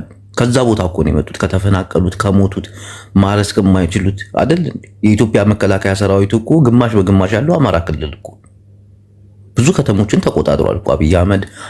ባህር ዳር ይሄዳል፣ ጎንደር ይሄዳል። ለምንድን እንዳለ ከተማውን የተቆጣጠሩት ወታደሩ ስለሆነ አይደል እንዴ? ህዝቡ ሰላም ቢያጣም ቢገደልም መከላከያ ሰራዊት ነው ተጠያቂ እንጂ ፋኖ አይደለም። ፋኖ ጫካ ላይ እየታገለ ነው ያለው። አንዳንድ ሰዎች ትምህርት እየተማሩ አይደል? ቁም ነገር አሁን በአንተ ትንታኔ አሁን የአማራ ፋኖች ወደፊት እየተጓዙ ነው ባሉበት ናቸው ያሉት ወይስ ወደኋላ እየሄዱ ነው? አሁን የፋኖ ትግል ምን መሰለ፣ በብሔሮች ድጋፍ የለው። በብሔሮች ድጋፍ ስለሌለው ብአዴን ደግሞ እንደቀላል አይታይም። ከ10 ሚሊዮን በላይ ደጋፊ ያለው አማራ እኮ እርስ በርሱ እኮ እየተዋጋ ነው ያለው።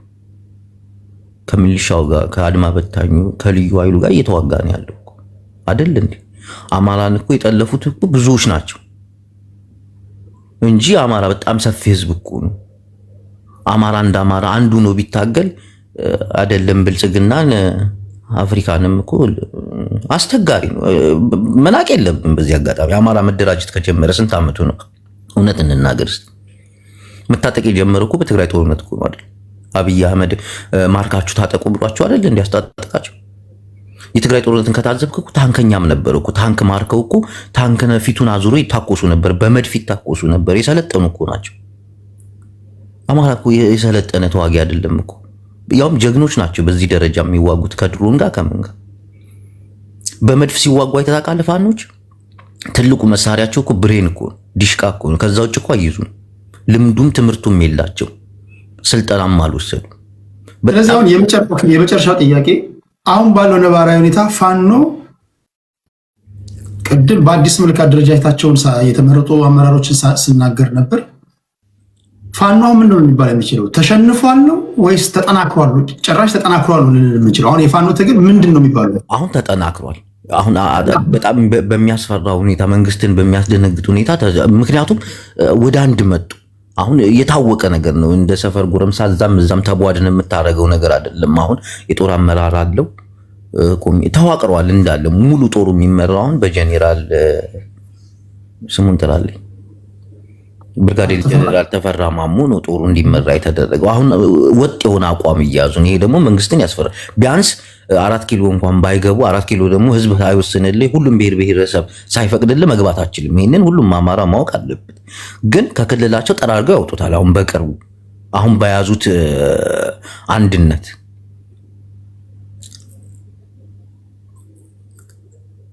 እና የአማራን ትግል ቀለል አድርጎ ማየት አንዳንዶችም እንደማላገጥ ይሄ ህዝብንም እንደማዋረድ ነው። ታውቃለህ፣ ፉከራ ብቻ እኮ ናቸው፣ አይችሉም ምናምን ማለት አንዳንዶቹ እዚህ መጥተው ብልጽግና ራሱ ትግሉን ከፍ የሚያደርገው ነገር ነው። አንገት ያስደፋል እኮ ትቀልዳለህ። ይሄ እኮ ታሪክ እኮ ሁሉም ህዝብ እኮ የሚዋጋው ለታሪክ እኮ አንገትን ለማስደፋት አይደል ውጊያው። አንዴ አሁን እኮ እሱን ነው እኮ ብለህ ፖለቲካ ለምሳሌ አያጅቦ የኔ ደጋፊ ካልሆነ ፖለቲካ ማለት አያጅቦን የኔ ደጋፊ የማድረግ ጥበብ ነው። ማድረግ እንኳን ባልችል ቢያንስ የኔ ተቀናቃኝ ወይ የኔ አጥፌ እንዳይሆን መከላከል ነው።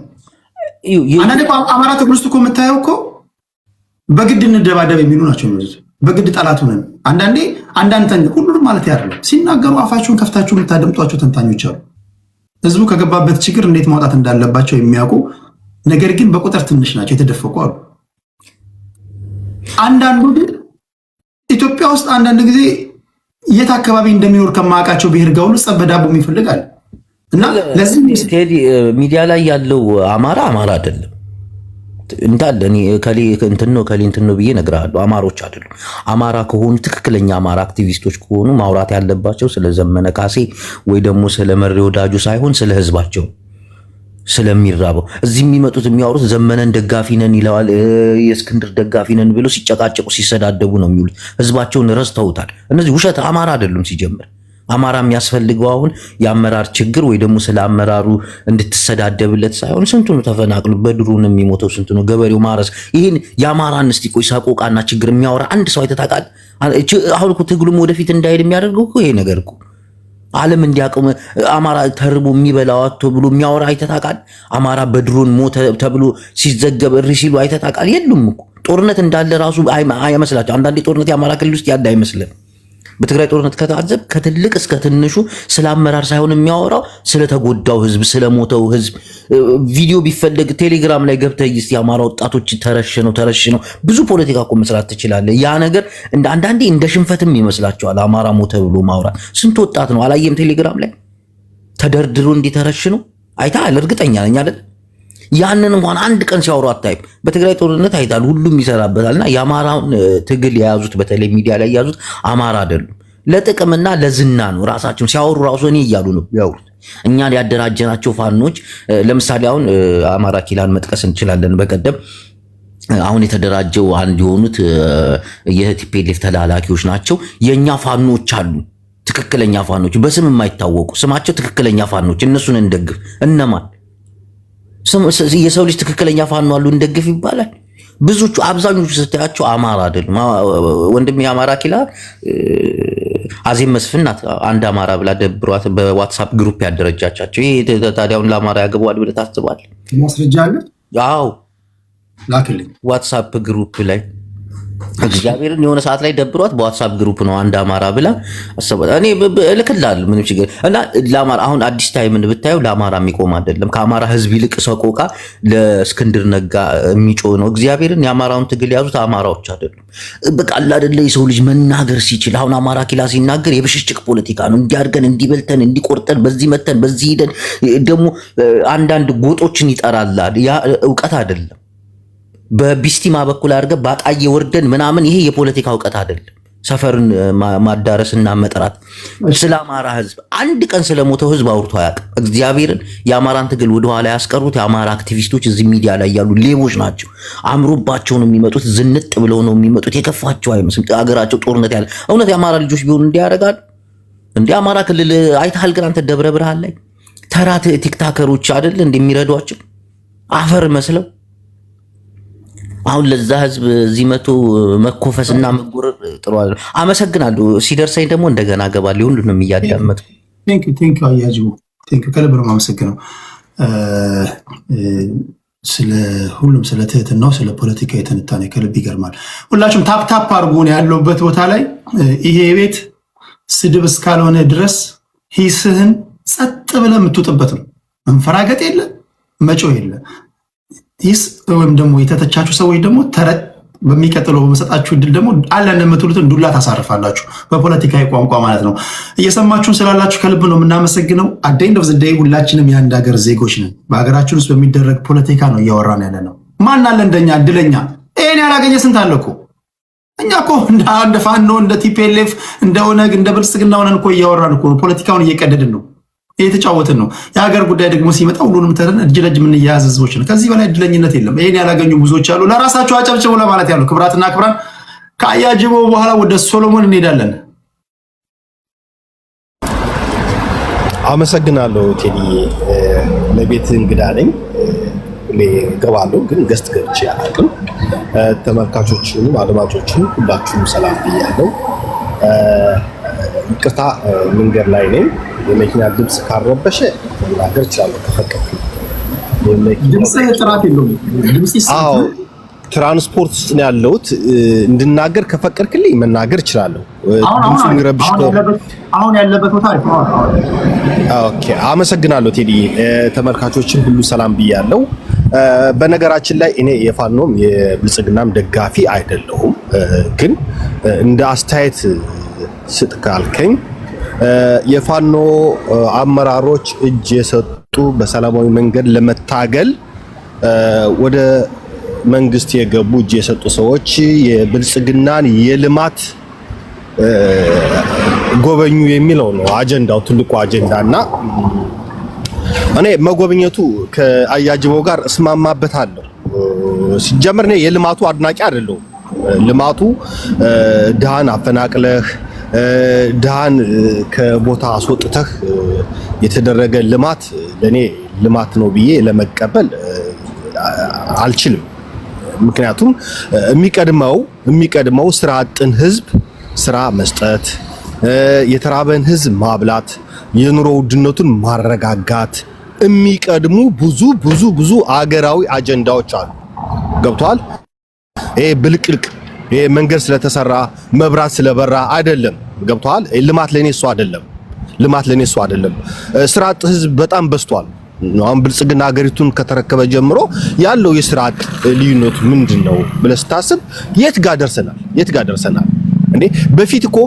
በፊት በወያኔ ጊዜ በቲፒኤልኤፍ ጊዜ የነበሩ የልማት የኢንዱስትሪዎች እኮ አሁን ሙሉ ለሙሉ ተዘግተዋል። አንዳንዶችም ደግሞ አገር ጥለው ወጥተዋል። አበባ ምርት እንኳን በአቅሙ ስንት ሰው ይሸፍን ነበር? ስንት ድሃ ይዝ ነበር? ገብቷል አይደለ?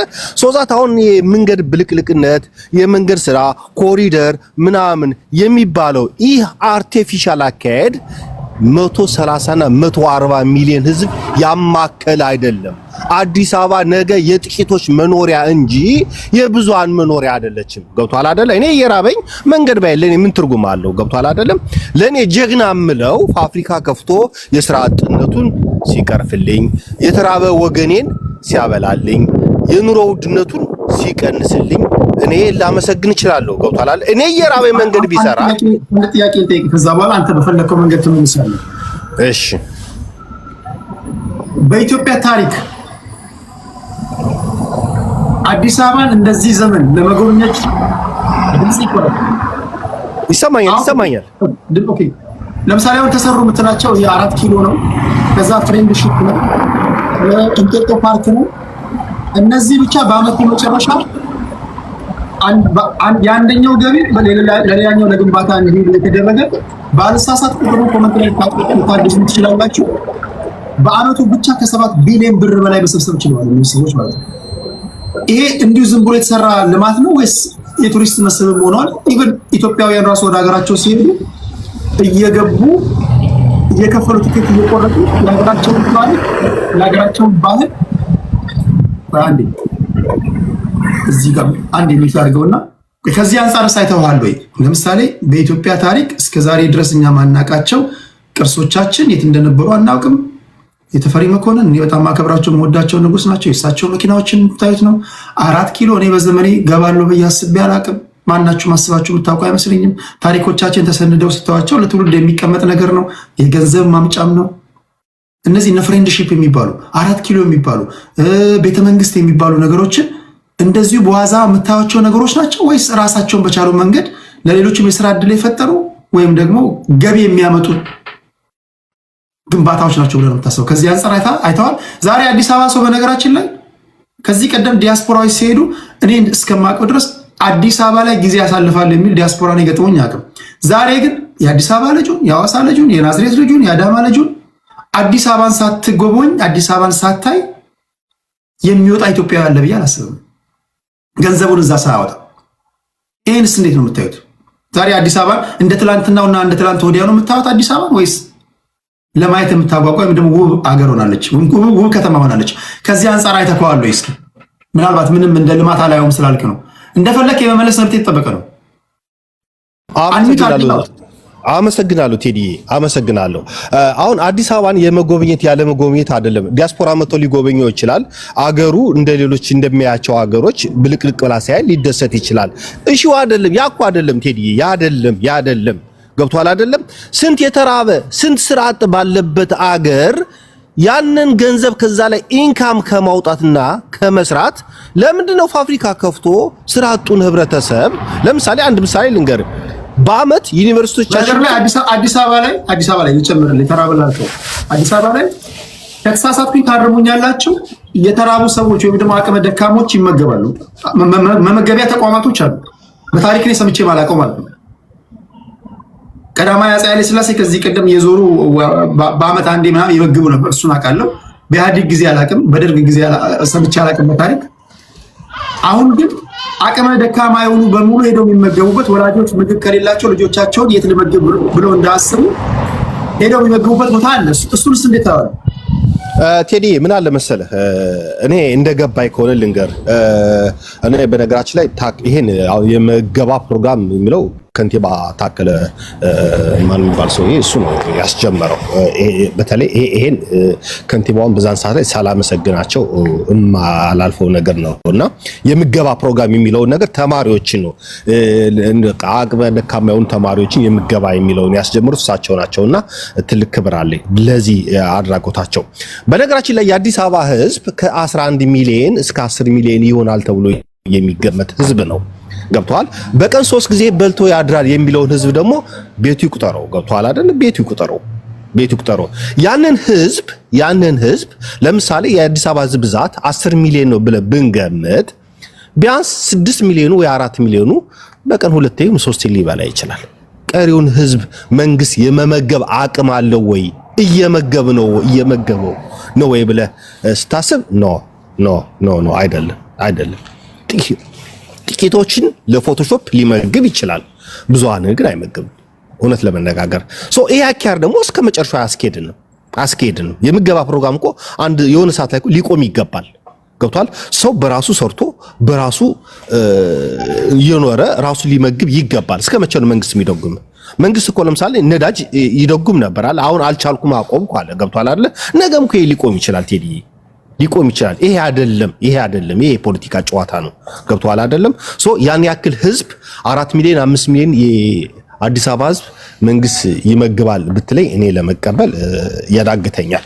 እንደኔ አሁን ወደ ትልቁ አጀንዳ አልሰድ እነዚህ የፋኖ አባላት ያንን ልማት ጎበኙ የሚለው ሐሳብ እኔ ስልህ በልማት የሆነ አጀንዳ ተሰጥቶ አጀንዳህን ልታስኬድ ትችላለህ። ገብቷል። እነዚህ የፋኖ አባላት የሚባሉ ሰዎች ሲጎበኙ መንግስት ያደረጋቸውን ነገሮች በሙሉ አደነቁ፣ ደስ አላቸው።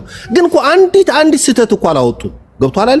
እንደዚህ ቢያደርግ መንግስት ጥሩ ነበር እንዲህ ብለው እኮ አልተናገሩ። በቃ ሙሉ በሙሉ ትክክል ነው የሰራው ብለህ ሐሳብ መስጠት ለኔ ተገቢ አይደለም። ገብቷል አይደለም? የተፈናቀሉ ሰዎች የት ነው ያሉ? የፒያሳ ልጆች የት ነው ያሉ? የአራት ኪሎ ልጆች የት ነው ያሉ? የካሳንቸስ ሰዎች የት ነው ያሉ? ማህበራዊ ኑሯቸው ተናግቷል። እንዴት ነው? በምን ሁኔታ ነው ያሉ? ይሄን እኮ አልጠየቁም። ገብቷል አይደለም? ማድነቅ ብቻ ሳይሆን መጠየቅም ነበረባቸው ለማለት ፈልጌ ነው። ቀጣዩ ሐሳብ እኔ መስጠት የምፈልገው የፋኖ አባላት የብልጽግና እንትና መሰለኝ ይቅርታ ማን ነበር መጀመሪያ አስተያየት ሰጠ ፋኖ ገዳይ ናቸው ብልጽግና እንደዚህ ነው የሚል ሐሳብ ተሰጥቷል። ገብቷል 50-50 ብናደርገው ደስ ይለኛል። ገብቷል ትግል ጦርነት በነገራችን ላይ ጦርነት አሸናፊም ተሸናፊም የለው በቃ ይቀጥላል። በቃ አሁን መንግስት ከትግራዩ ጦርነት መማር ነበረበት ነው የኔ ሐሳብ። ገብቷል አይደለ? መንግስት ሆደ ሰፊ ቢሆን ኑሮ የአማራን ጦርነት መጀመር አልነበረበትም። ከትግራዩ ጦርነት ሊማር ይገባል። ገብቷል አይደለም? ሳናውቅ አጨብጭበን እኮ ብዙ የትግራይ ወንድሞቻችን አተናል፣ ብዙ የትግራይ እህቶቻችን አተናል። ገብቷል አይደለም? ከዛ ጦርነት ልንማር ይገባል። ገብቷል አይደል? ልንማር ይገባል ስል ፋኖ ሲገል ፋኖ ገደለ ብለህ ፋኖ የምትቃወም ከሆነ በጦርነት ብልጽግና እንዴት አይገልም ብለህ ታስባለህ አንተ? እንዴ በተሳሳተ መረጃ የራሱን የሚኒሻ አባላት ገሎ የለ እንዴ? ለምን ነው ያንንስ የማይወራ? ገብቷል አይደል? ስለዚህ እንደኔ ሐሳብ አሁን ያሉት ትግል አንተ እንደ አንድ ገለልተኛ ኢትዮጵያዊ አሁን ፋኖች ያሉበት የትግል አቅጣጫ ወደ ድል የሚያቀርባቸው ወይም ደግሞ መንግስት ለመሆን በሚያስችላቸው ጎዳና ላይ የተጓዙ ናቸው ብለህ ነው የምታምነው ወይስ ጭራሽ ወደ ኋላ እየሄዱ ነው ያሉት ብለህ ነው የምታስበው? ኖ የአማራ ፋኖ ትግል ተጠልፏል። በአክቲቪስት በተራ ፕሮፓጋንዲስት በተራ የሚዲያ አባል ተጠልፏል። አንተ የሚዲያ አባል የሚያዝህ ከሆነ አንተ አንድ አክቲቪስት እንደዛ ብሎ የሚያዝህ ከሆነ በቃ ታጋይ አይደለም። መጀመሪያ ዩኒቲ ያስፈልጋል፣ አንድነት ያስፈልጋል። ስለዚህ መጨረሻው ምን ይላል ታስባለህ? መጨረሻው ህዝብ ያሸንፋል ነው። ገብቷል? ህዝብ ያሸንፋል። ህዝብ ማለት የአማራ ህዝብ ያሸንፋል። የአማራ ህዝብ እኮ 95% የሚሆን የአማራ ህዝብ በፋኖ ትግል ነው እየነገርኩ ያለ እኔ በፋኖ ትግል ነው እየነገርኩ ያለ ነገር። የፋኖ ትግል ከተነሳ አማራ ክልል ነው አይደል እንዴ?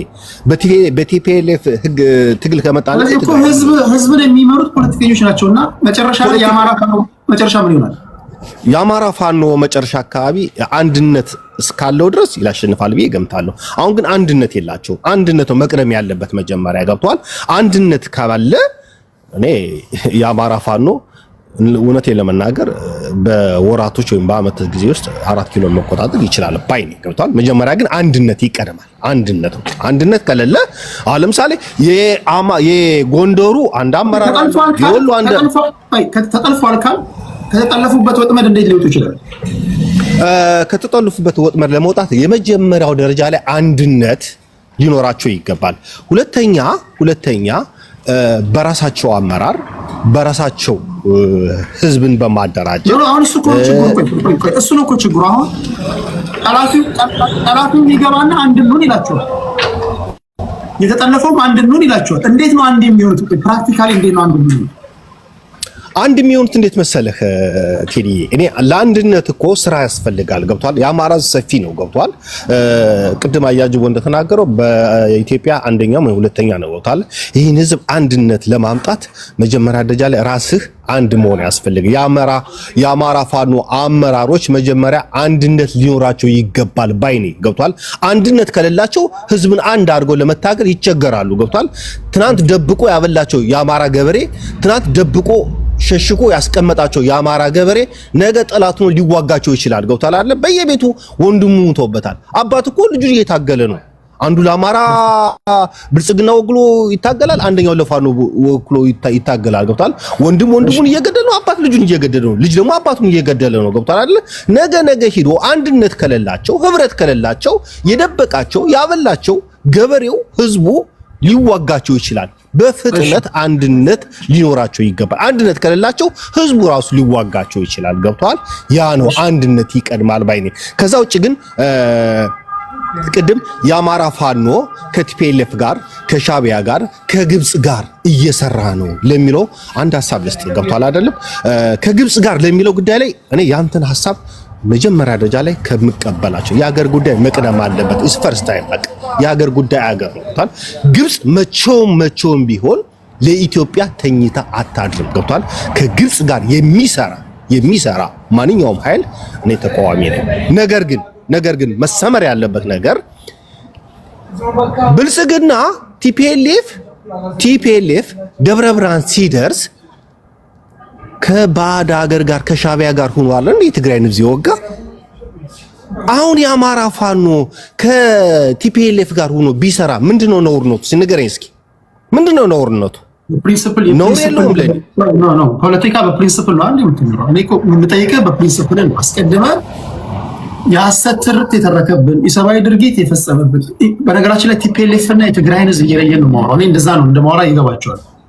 አሁን ላለንበት አይሁኑ ነገር የዳረጉን የቲፒኤልኤፍ ሰዎች ናቸው ባሉ አንደበታቸው ተመልሰው ደግሞ ከቲፒኤልኤፍ ጋር እንሰራለን ሲሉ መጀመሪያ ይታገሉበት የነበረውን አጀንዳ ምን አድርገውት ነው? ህዝቡ ይጠይቃል። ይጠይቅ መብቱ ነው። ህዝብ መጠየቅ መብቱ ነው። ቲፒኤልኤፍ አጀንዳ ኖ ቴዲዬ የቲፒኤልኤፍ ደጋፊ ቆይ የቲፒኤልኤፍ ደጋፊ ከሆንክ አንተ ከብልጽግና ጋር አብረን እንሰራለን ተስማምተናል ብለህ የቲፒኤልኤፍ ሰዎች እሺ ጫጫታ ነው ዞሮ ይመጣል። እሺ ሰሎሞን ኦኬ እሺ ሰሎሞን ዞሮ ይመጣል። እሺ ወደ አዲስ እንሂድ። ኦኬ እሺ አዲስ ይሰማሻል? ይሰማል ወይ ይሰማሻል? አዲስ ጉዳይ ይሰማል። ይሰማል። እንደምን አመሻችሁ? እግዚአብሔር ይመስገን። ሰላም ነው? ይሰማል? እኔ ይሰማኛል። እኔ ድምጽ ይሰማል? እሺ እድሉን ስለተሰጠኝ አመሰግናለሁ። የፋኖ ደጋፊ ነህ? የዜጋ ፖለቲካ አቀንቃኝ ነህ? ከፈለክ መናገርም አለመናገርም ትችላለህ። ከንግግሮች ህዝብ ስለሚያገን ለእንትን እንዲመቸን ነው። እኔ የፋኖ ደጋፊ ነኝ። እሺ ፋኖ ከምን ጊዜም በላይ ተጠናክሮ ተዋቅሮ እየሄደበት ያለበት አጋጣሚ ነው ብዬ አስባለሁ። ምክንያቱም ከአሁን በፊት ከመንግስት ሴራ እየተሰራ ትግሉን ለመጥለፍ ብዙ አጀንዳዎችን ሲነሱ ነበረ። ለምሳሌ ከዚህ አንድ ወንድሜ እኔ ፋኖ ነበርኩ እያለ ነው የሚያወራ። የሱን ፋኖ መሆን እኛ የፋኖ ደጋፊ አይቀበሉም። ማንም አያውቀውም እሱን። ይሄ ራሱ አንድ አጀንዳ ተይዞበት ነው እየተሰራ ያለ። ቆይ ፋኖ ስትለኝ አንተ የትኛው ፋኖ ደጋፊ ነው? ኦኬ ፋኖ መነሻውን ያደረገ የአማራ ህዝብ ሲፈናቀል ለዛ ህዝብ አለው ብሎ የተነሳ ህዝብ ነው። ከዛ መሃል እንግዲህ የገቡ በጣም ብዙ በፋኖ ስም የገቡ አሉ። አጋች ሊሆን ይችላል፣ ዘራፊ ሊሆን ይችላል። እነዛን ማን አቋቋማቸው የሚለው ሌላ ታሪክ ነው።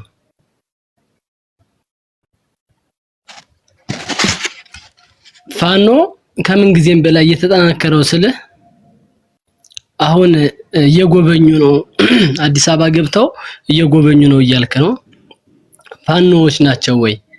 ከመሰረቱ እነዛ ሰዎች ፋኖዎች ናቸው ወይ? ምንስ አጀንዳ ነበራቸው የሚለው ነው። ፋኖች አሉ አውቶማቲካሊ በሰላማዊ መንገድ እንታገላለን ሲሉ ይፋቃሉ ማለት ነው። መፋቅ ሳይሆን ለዓላማ እስከወጣ ድረስ ፋኖ እስከ መጨረሻ ጊዜ ይታገላል። መስዋዕት ኮሎኔል ፋንታው ሙሃቤ ከ5 ወር በፊት ከ3 ወር በፊት ፋኖ ነበሩ አልነበሩ? በእርግጥ ይኸውልህ ቴዲ ምን አለ መሰለህ እኛ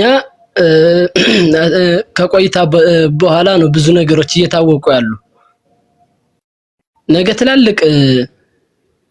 ትላልቅ ስመጠር የሆኑ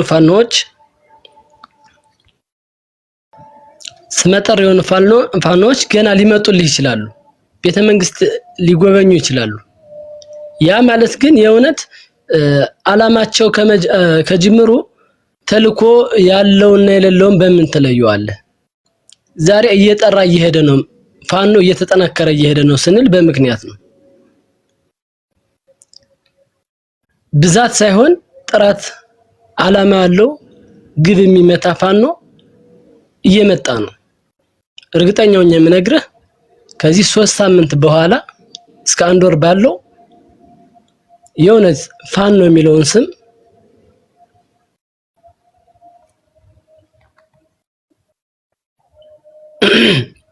ይሰማል በደንብ እስታክ ያደረገ ይሰማል በደንብ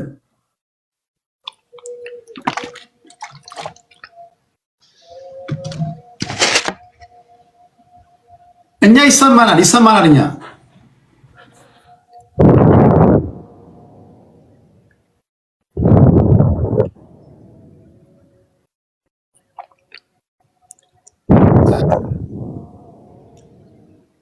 ስሜቱን መቆጣጠር አቅቶት ሊሆን ይችላል። ትንሽ አንድ ካለን ጊዜ አንፃር የተወሰነ አንድ 20 ሰከንድ ነው የምንጠብቀው። ወንድም ያለ አዲስ ጉዳይ አለ አይሰማም? ቴዲ እያወራ ነበር እንዴ? እያወራው ነበር። ኦኬ እኛው አሁን ይሰማኛል። እሺ ቀጥል።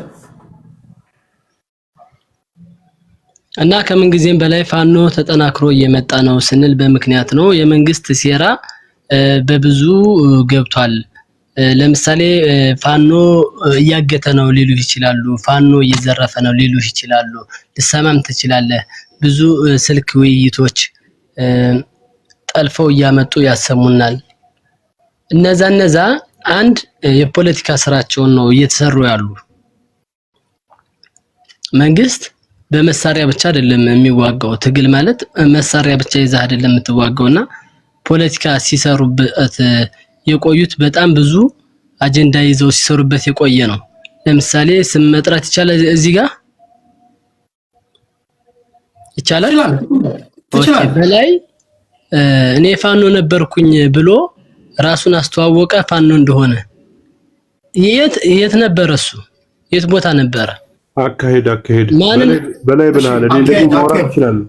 በላይ ስማችሁ ስለተጠራ 2 ደቂቃ አይሰጥም። ግን አካሄድ ካልኩሽ ምንድነው አካሄዱ?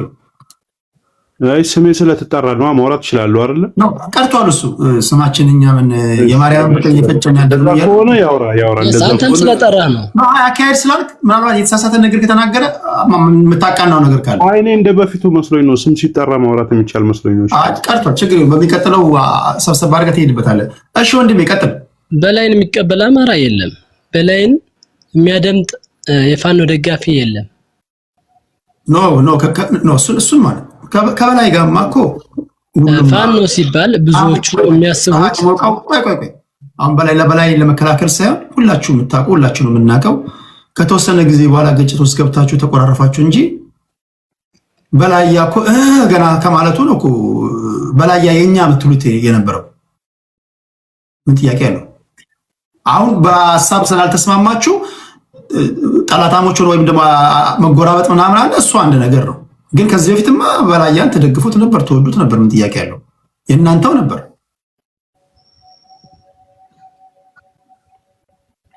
ኦኬ በእርግጥ እኔ ያላውቀውም በላይን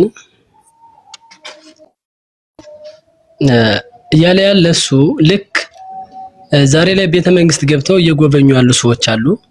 ከነሱ ባልተናነ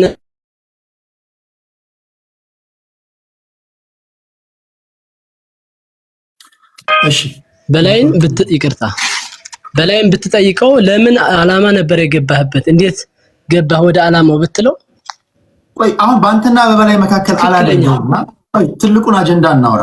አሁን ባንተ ትንታኔ የፈለከውን የመናገር ነው የተጠበቀ ነው። ባንተ ትንታኔ የአማራ ፋኖ ተጠናክሯል ወይስ እየተዳከመ ነው? ልቦና የሚያሳይ ከምን ጊዜ በላይ የተጠናከረ ነው። ማሳያዎቹ ምንድነው? እየተጠናከረ ነው። ማሳያዎቹ ደግሞ ዛሬ ላይ ቤተ መንግስት የገቡ በብዙሃኑ ህዝብ ተሰሚነት ያለው ተደማጭነት ያላቸው ትላልቆች መግባታቸው ፋኖ እየሞተ ነው ወይም እያበቃለት ነው ብለህ ማለት አትችልም። ምክንያቱም እንዲያውም የፋኖ መርዝ እየተነቀለ ነው። ፋኖ ላይ ያሉ የመንግስት ደጋፊዎች ባንዳዎች እየወጡ ስለሆነ ጥራቱን የጠበቀ ደረጃውን የጠበቀ እርስ በርስ መደማመጥ የሚችል ከዓላማው ዘነፍ ማይል ፋኖ እየተፈጠረ እንደሆነ ነው የምናስብ በእኔ እይታ ውስጥ። ኦኬ አንድ ደቂቃ ልስጥና በምታጠቃለው በልና ወደ አዲስ ታይምስ እንሄዳለን። ኦኬ ከዛ ውጭ ኮሪደር ልማቱ በጣም ወድጄዋለሁ። አሪፍ ነው፣ ቆንጆ ነው፣ ጥሩ ነው። ከዚህም በበለጠ 2-3 እጥፍ ይሰራ። ግን ከዛ በፊት የሚቀድሙ ነገር አሉ። እንደ ሐሳብ እኔ ከጅምሩ መሰራት እንደሌለባቸው አምናለሁ። ምክንያቱም መሰራት ያለባቸው የሰላም ሁኔታዎች እያሉ የተፈናቃዮች ጉዳይ እንዳሉ ወንድም ይጠቅሶታል። የወጣቶች ስራ አጥነት በዝቶ ሳለ እነዚህ ሁሉ ላይ ያሉ መቅደም ያለባቸው ነገሮች አልቀደሙም። እነዚህ የምታያቸው በአንድ ቀን የሚጠፉና ሰው ከተራበ በአንድ ቀን ሊጠፉ የሚችሉ ናቸው። ትልቁ ስራ ህዝብ ላይ የሚሰራ ስራ ነው። ማይንድ ሴት የሚባል ነገር አእምሮ ላይ ግንባታ፣ ግብርና ላይ፣ ኑሮ ውድነት ላይ ነው መስራት ያለበት መንግስት ብዬ አምናለሁ። ኦኬ ቴንክ ዩ። የሆነ ነገር 1 ደቂቃ ከሰጣችሁ እንበልና ወደ አዲስ ታይምስ ሄዳለሁ።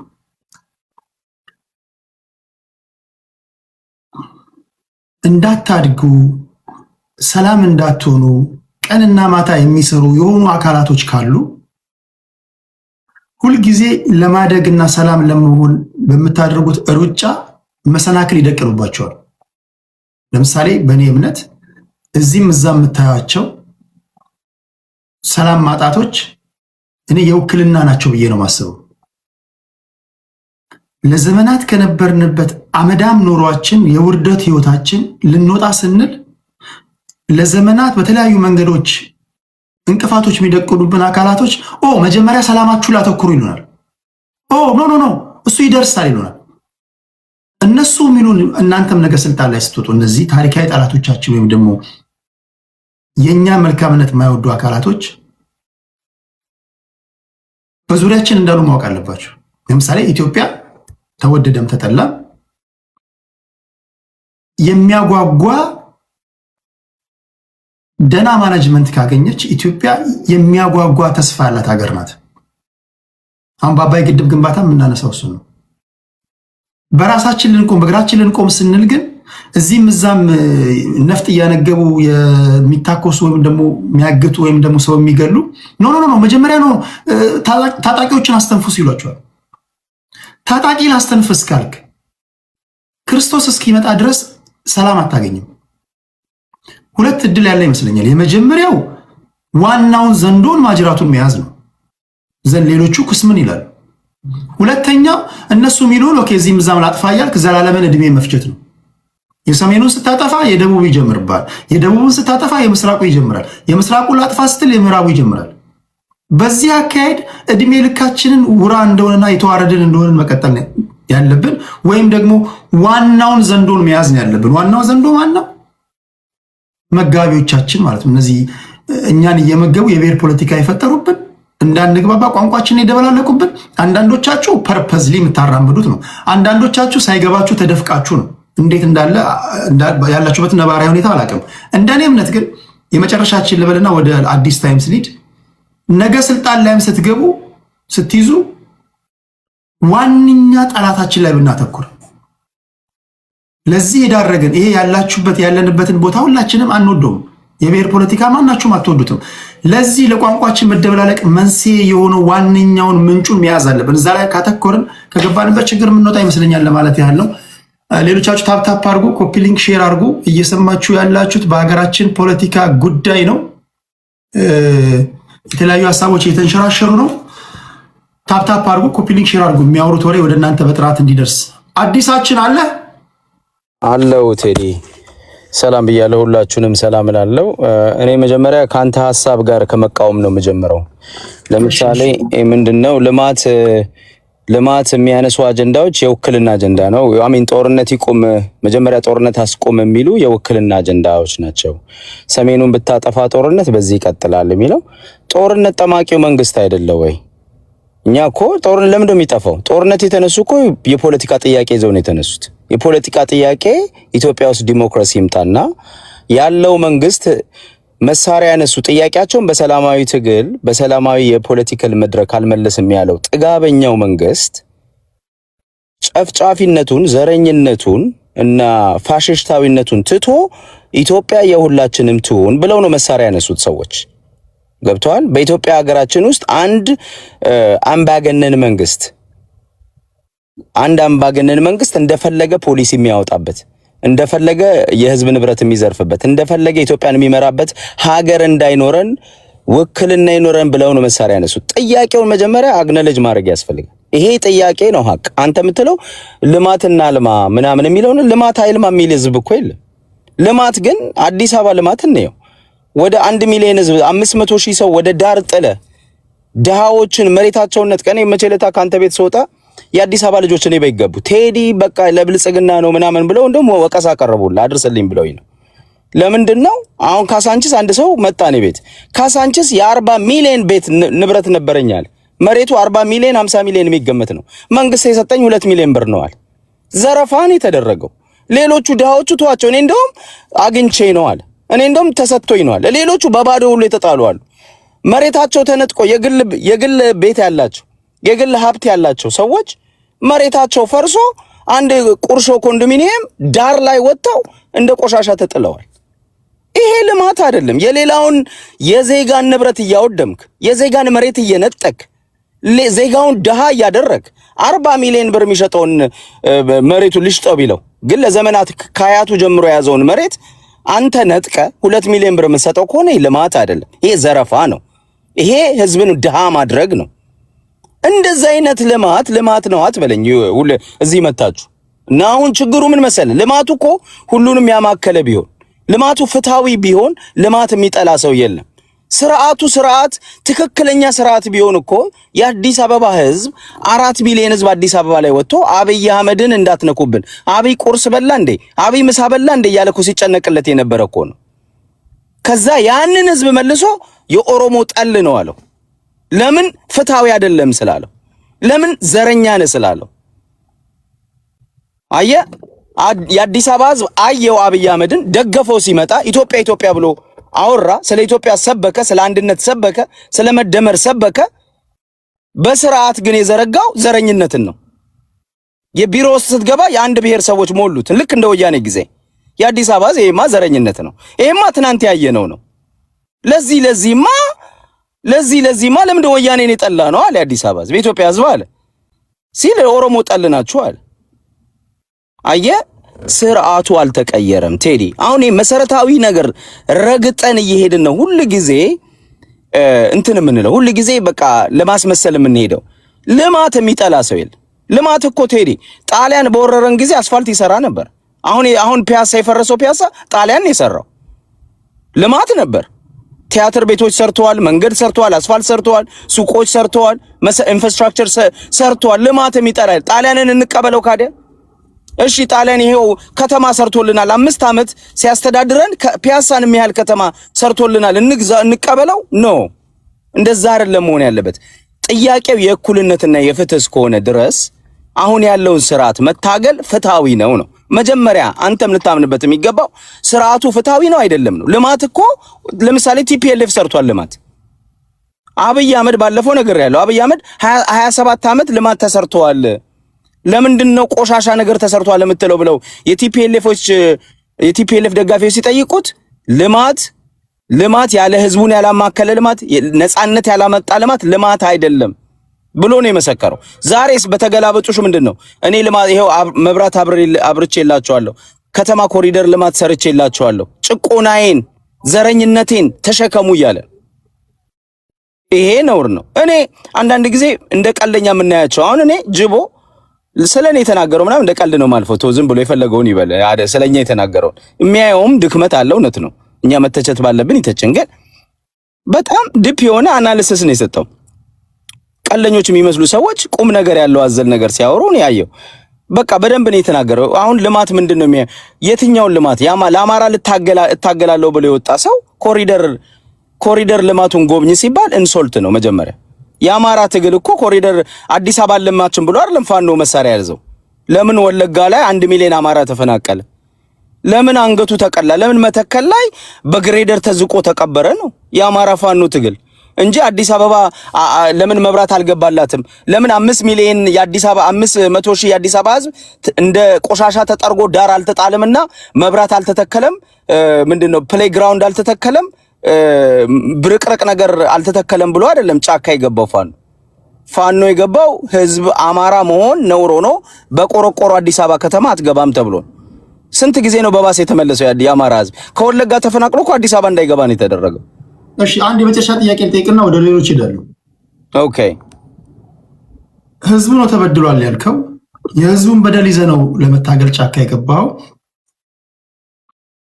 ህዝቡ ማያውቀው አንተ ብቻ የምታውቀው እንዴት ያለ ትግል ነው? በሌላ አባባል ምን ለማለት ፈልጌ ነው? ስለምታደርገው ትግል እታገልልሃለሁ፣ ነፃ አወጣሃለሁ የምትለውን ህዝብ ማሳመን እንዴት ከበደ? እንዴት ከጎን ማሰለፍ ከበደ?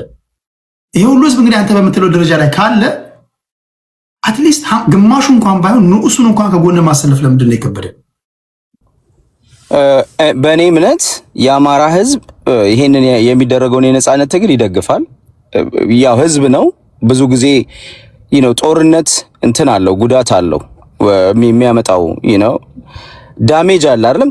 ጦርነት ህዝቡን በኢኮኖሚ ይጎዳል፣ ልማቱን ይቀንሳል፣ ትምህርት ቤት ላይሄድ ይችላል። የተለያዩ ብዙ ነገሮች ብዙ ሸክሞች ይዞበት ሊመጣ ይችላል። ከዛ ፍርስትሬት የሚያደርግ ህዝብ ሊኖር ይችላል ከመሃል። ግን አብዛኛው የአማራ ህዝብ የነፃነት ትግልን ይደግፋል። አንደኛ የአማራን ጥያቄ ይረዳል፣ የራሱ ጥያቄ እንደሆነም ያውቃል። በበቂ ሁኔታ አልተሳተፈም ሲባል ብዙ ጫናዎች አሉ። መንግስት የሚያደርገው ጫና አለ። የክልሉ መንግስት አሽከር ነው። ቅድም ማነው አፍሪካ ዩናይትድ የወያኔ ምንድነው የሆነ ነገር አንስቶ ዘመነ ካሴ የወያኔ የወጣቶች ሊግ ነው አለ። ከዛ ደግሞ መልሶ አሁን ባለው መንግስት ውስጥ ማነው ምክትል ጠቅላይ ሚኒስትሩ እኮ ደመቀ መኮንን ነበር ይላል። ዘመነን የወያኔ አሽከር ነው ብለ አሁን ያሉት ብአዴኖችም የኦሮሞ ብልጽግና አሽከር ናቸው። ኢትዮጵያ ውስጥ ስርዓት የለም። እኩል የሆነ ዲሞክራቲክ የሆነ አንድ ፓርቲ የለም። ትናንት ቲፒኤልኤፍ ነበረ፣ ዛሬ የኦሮሞ ብልጽግና ነው። የትናንቱን ትረግምና የዛሬውን እውነተኛ ታስመስሏል። ትክክል አይደለም። ትናንትና አንድ ፓርቲ ሄጂሞኒ ነበረ፣ የቲፒኤልኤፍ ሄጂሞኒ ነበረ። ዛሬ የኦሮሞ ብልጽግና ሄጂሞኒ ኢትዮጵያን እያደማ ነው። ትክክል አይደለም። በመርህ የምንታገል ከሆነ ይሄን ነው መታገል። ቴዲ የጠየቀኝ ጥያቄ ላይ ልመለስና 30 ሰከንድ እሱን ልጨርስ። ህዝቡ የአማራ ህዝብ የአማራን ትግል ይደግፋል። ቴዲ ግን ሳቦታጅ አለበት። ልክ እንዳልኩ 10 ሚሊዮን የሚሆን 10 ሚሊዮን እንኳን የተጋነነ ነው። እንደው 4-5 ሚሊዮን ብአዴን አለ፣ ካድሬ አለ፣ ያ ሪሶርስ አለው፣ መሳሪያ አለው። ስቴት ካፕቸር አድርገዋል። ማነው ክልሉን ያስተዳድራል። ጫና አለ፣ በዛ ብዙ የሚመጣ ጫና አለ፣ ማስፈራራት አለ፣ መግደል አለ። ህዝቡ ብዙ ነገር ይደርስበታል በዛ ላይ ማለት ነው። አንድ ብዙ መንግስት የፌደራል መንግስት የሚያደርገው ግድያ፣ ጭፍጨፋ ህዝብ ነው እኮ ሁሉም እኮ ዲተርመን ሆኖ ለመሞት አይነሳም። ህዝብ የዓለም ትግል ደግሞ እንደዛ አይደለም። ገብቷል። አፍሪካን አሜሪካኖች እዚህ ሀገር እነ ማርቲን ሉተር ኪንግ ሲታገሉ እኮ ከነጮቹ ጋር ተሰልፈው ህዝባቸውን የሚጠሉ ህዝባቸው ላይ የሚተኩሱም ነበሩ። ህዝባቸው ላይ ፕሮፓጋንዳ የሚሰሩም ነበሩ። ስለዚህ ዓለም ላይ ሁሉም ህዝብ ተነስቶ ለነጻነት ይታገላል ማለት አይደለም። ግን የአማራ ህዝብ በበቂ ሁኔታ የሚደረግበትን በደል ሪኮግናይዝ አድርገዋል። የአማራ ልጆች ደግሞ መሳሪያ ይዘው ያንን ካውንተር ለማድረግ ያንን ለመቀልበስ መሳሪያ ይዘው የትጥቅ ትግል እያደረጉ ነው። ይሄ ምንም የሚሰመርበት ነገር። ቲንክ አዲስ ታይምስ መሳተፍ ለማትችሉ ሰዎች ሁለት ጥያቄ ቴሌግራም ላይ አስቀምጬላችኋለሁ። ሐሳባችሁን ታስቀምጡልኛላችሁ፣ መጨረሻ ላይ አነባለሁ። የመጀመሪያው ጥያቄ ቴዲ ሐዋሳ ቴሌግራም ቻናል ላይ ሄዳችሁ ብልጽግና ሀገር እያለማ ነው ወይስ እያደማ ነው? የጨዋ ኮሜንት ቢሆን ይመረጣል። ስድብ ከሆነ ችግር የለውም አነባለሁ። ግን ከእናንተ ያን ታደርጋላችሁ እያልኩ አልጠብቅም የኔ ቤተሰብ ሰዎች። ሌላኛው ፋኖ እየጠነከረ ነው ወይስ እየተዳከመ ነው? መጨረሻ ላይ ስለማነበው ከልባችሁ ኮሜንት ብታደርጉልኝ ይጠቅመኛል። ለራሴም ግብአት እንዲሆን ነው። ቴዲ ሐዋሳ የቴሌግራም ቻናል ላይ ነው ገና ፖስት ከማድረግ አንድ ሰው ኮሜንት አድርጓል። እዛ ላይ ሄዳችሁ ኮሜንታችሁን፣ ሀሳብ አስተያየቶቻችሁን እንድታስቀምጡ ነው። ቴንክ ዩ። እሺ አዲስን እናመሰግናለን። ወደ አማራ አኪላ ሄዳለሁ። አኪላችን ነው። እንዴት ነው? ሰላም ነው ወይ? አማን ነው ወይ? እንዴት ነው? አለን። ሰላም ብያለሁ ሁላችሁንም። ያው መጀመሪያ አንዳንድ መታረም ያለባቸው ብዬ ማስባቸው ነገሮች ላይ ላስቀምጥ። አንደኛው እጅ የሰጠ ፋኖ የለም።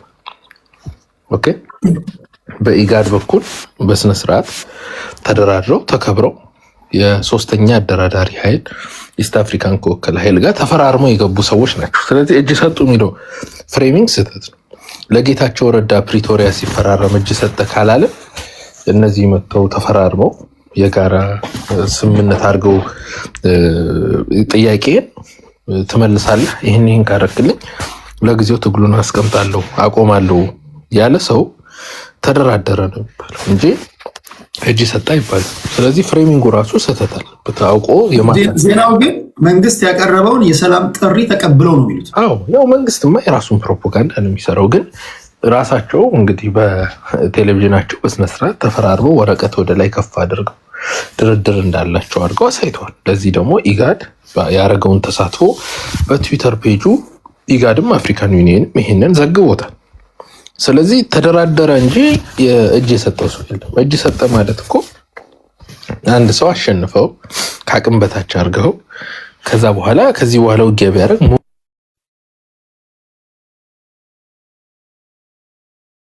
ስላለ ከዚህ በኋላ እጅ ልስጥ የመዳከም ውጤት ነው እጅ ሰጠ። ይሄ ግን እጅ ሰጥቶ አይደለም።